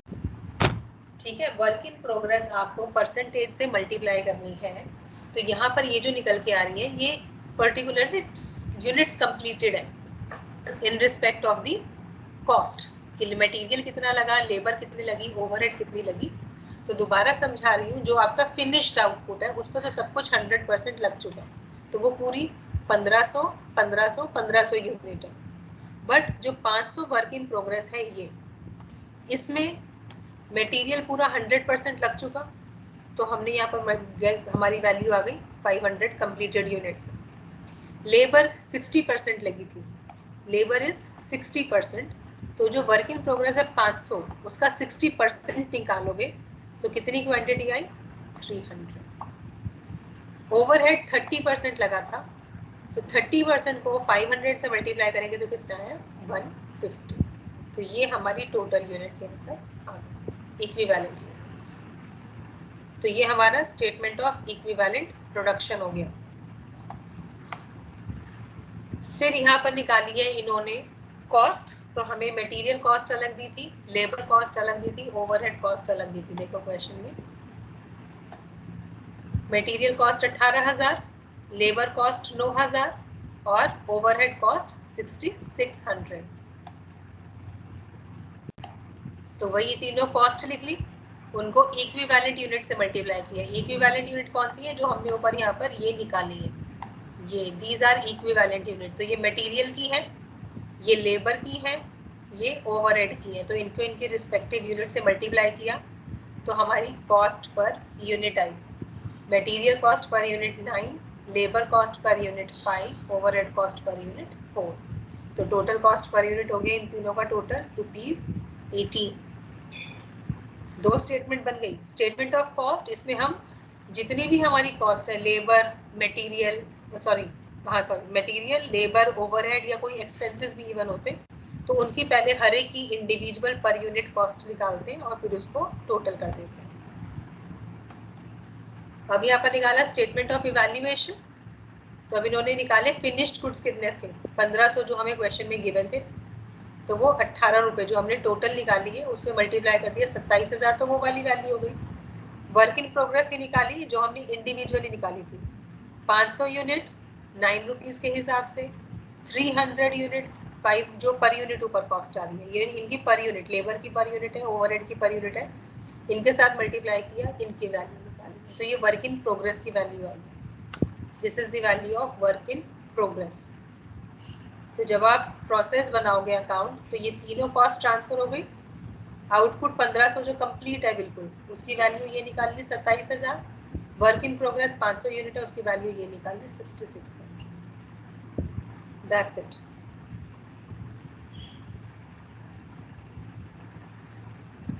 हाँ जी Nancy, show me your question, what do you want to ask? Do you want to ask something? Nancy, show me your question. Vishal, rotate your register, rotate करो इसको, please rotate your screen Vishal, it's not visible to me, just rotate it, इसको घुमा दो।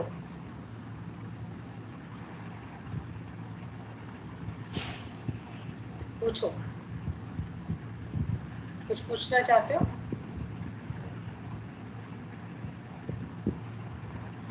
Thank you so much. Thanks a lot.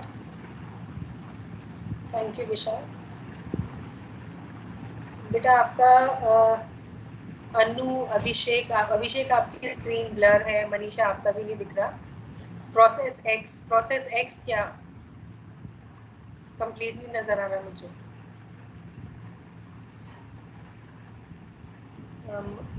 Manisha थोड़ा थोड़ा करके screen rotate करो। FIFO और एवरेज कॉस्ट ऊपर करो, ऊपर।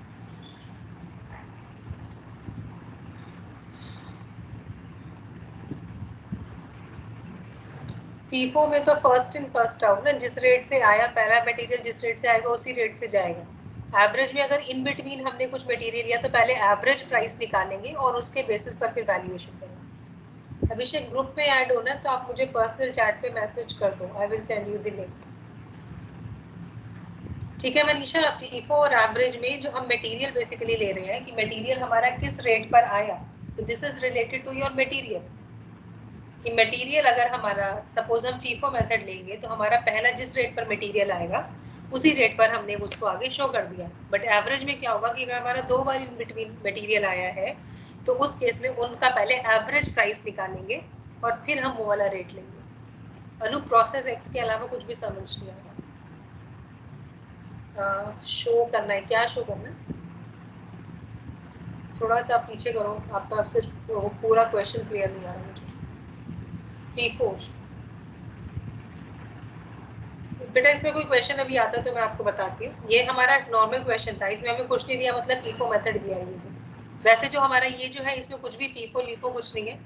फीफो लीफो कब लगेगा, जब आपको मल्टीपल मटेरियल दिया हुआ होगा और आपको रेट सिलेक्ट करना होगा, जब आपका फीफो या एवरेज लगेगा। इसमें तो आपको सेम रेट, सिंगल रेट दिया हुआ है, तो यहाँ पर ना आपका फीफो लगा ना आपका एवरेज लगा, वो हमें जो जैसे भी गिवन था वो करते हैं।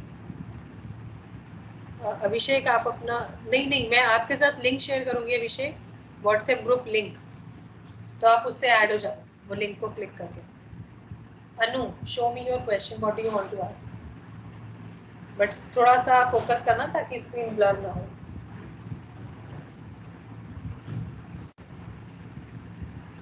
Nothing is visible to me बेटा। अनु कुछ भी नहीं दिख रहा।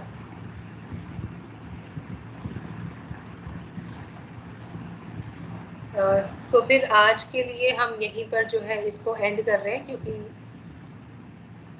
अब आगे शुरू करेंगे तो इट विल टेक टाइम। तो यहाँ तक जो है आप लोग रिवाइज करना। अगर यहाँ तक किसी को कोई भी डाउट है तो ये वाला हमें कंटिन्यू करना ही पड़ेगा नेक्स्ट क्लास में, क्योंकि हमारा रह गया है ये, अभी आधा हुआ है, आधा रह गया है। तो ये जो रिमेनिंग पार्ट है that we will continue in the next class. ठीक है, तो इससे रिलेटेड अगर और किसी का कोई भी डाउट होगा तो I will take up in the next class. तो आप जब तक इसको पढ़ लेना, तो आज की क्लास में यहीं पे एंड कर रहे हैं। Okay, good bye, see you in the next class on Tuesday.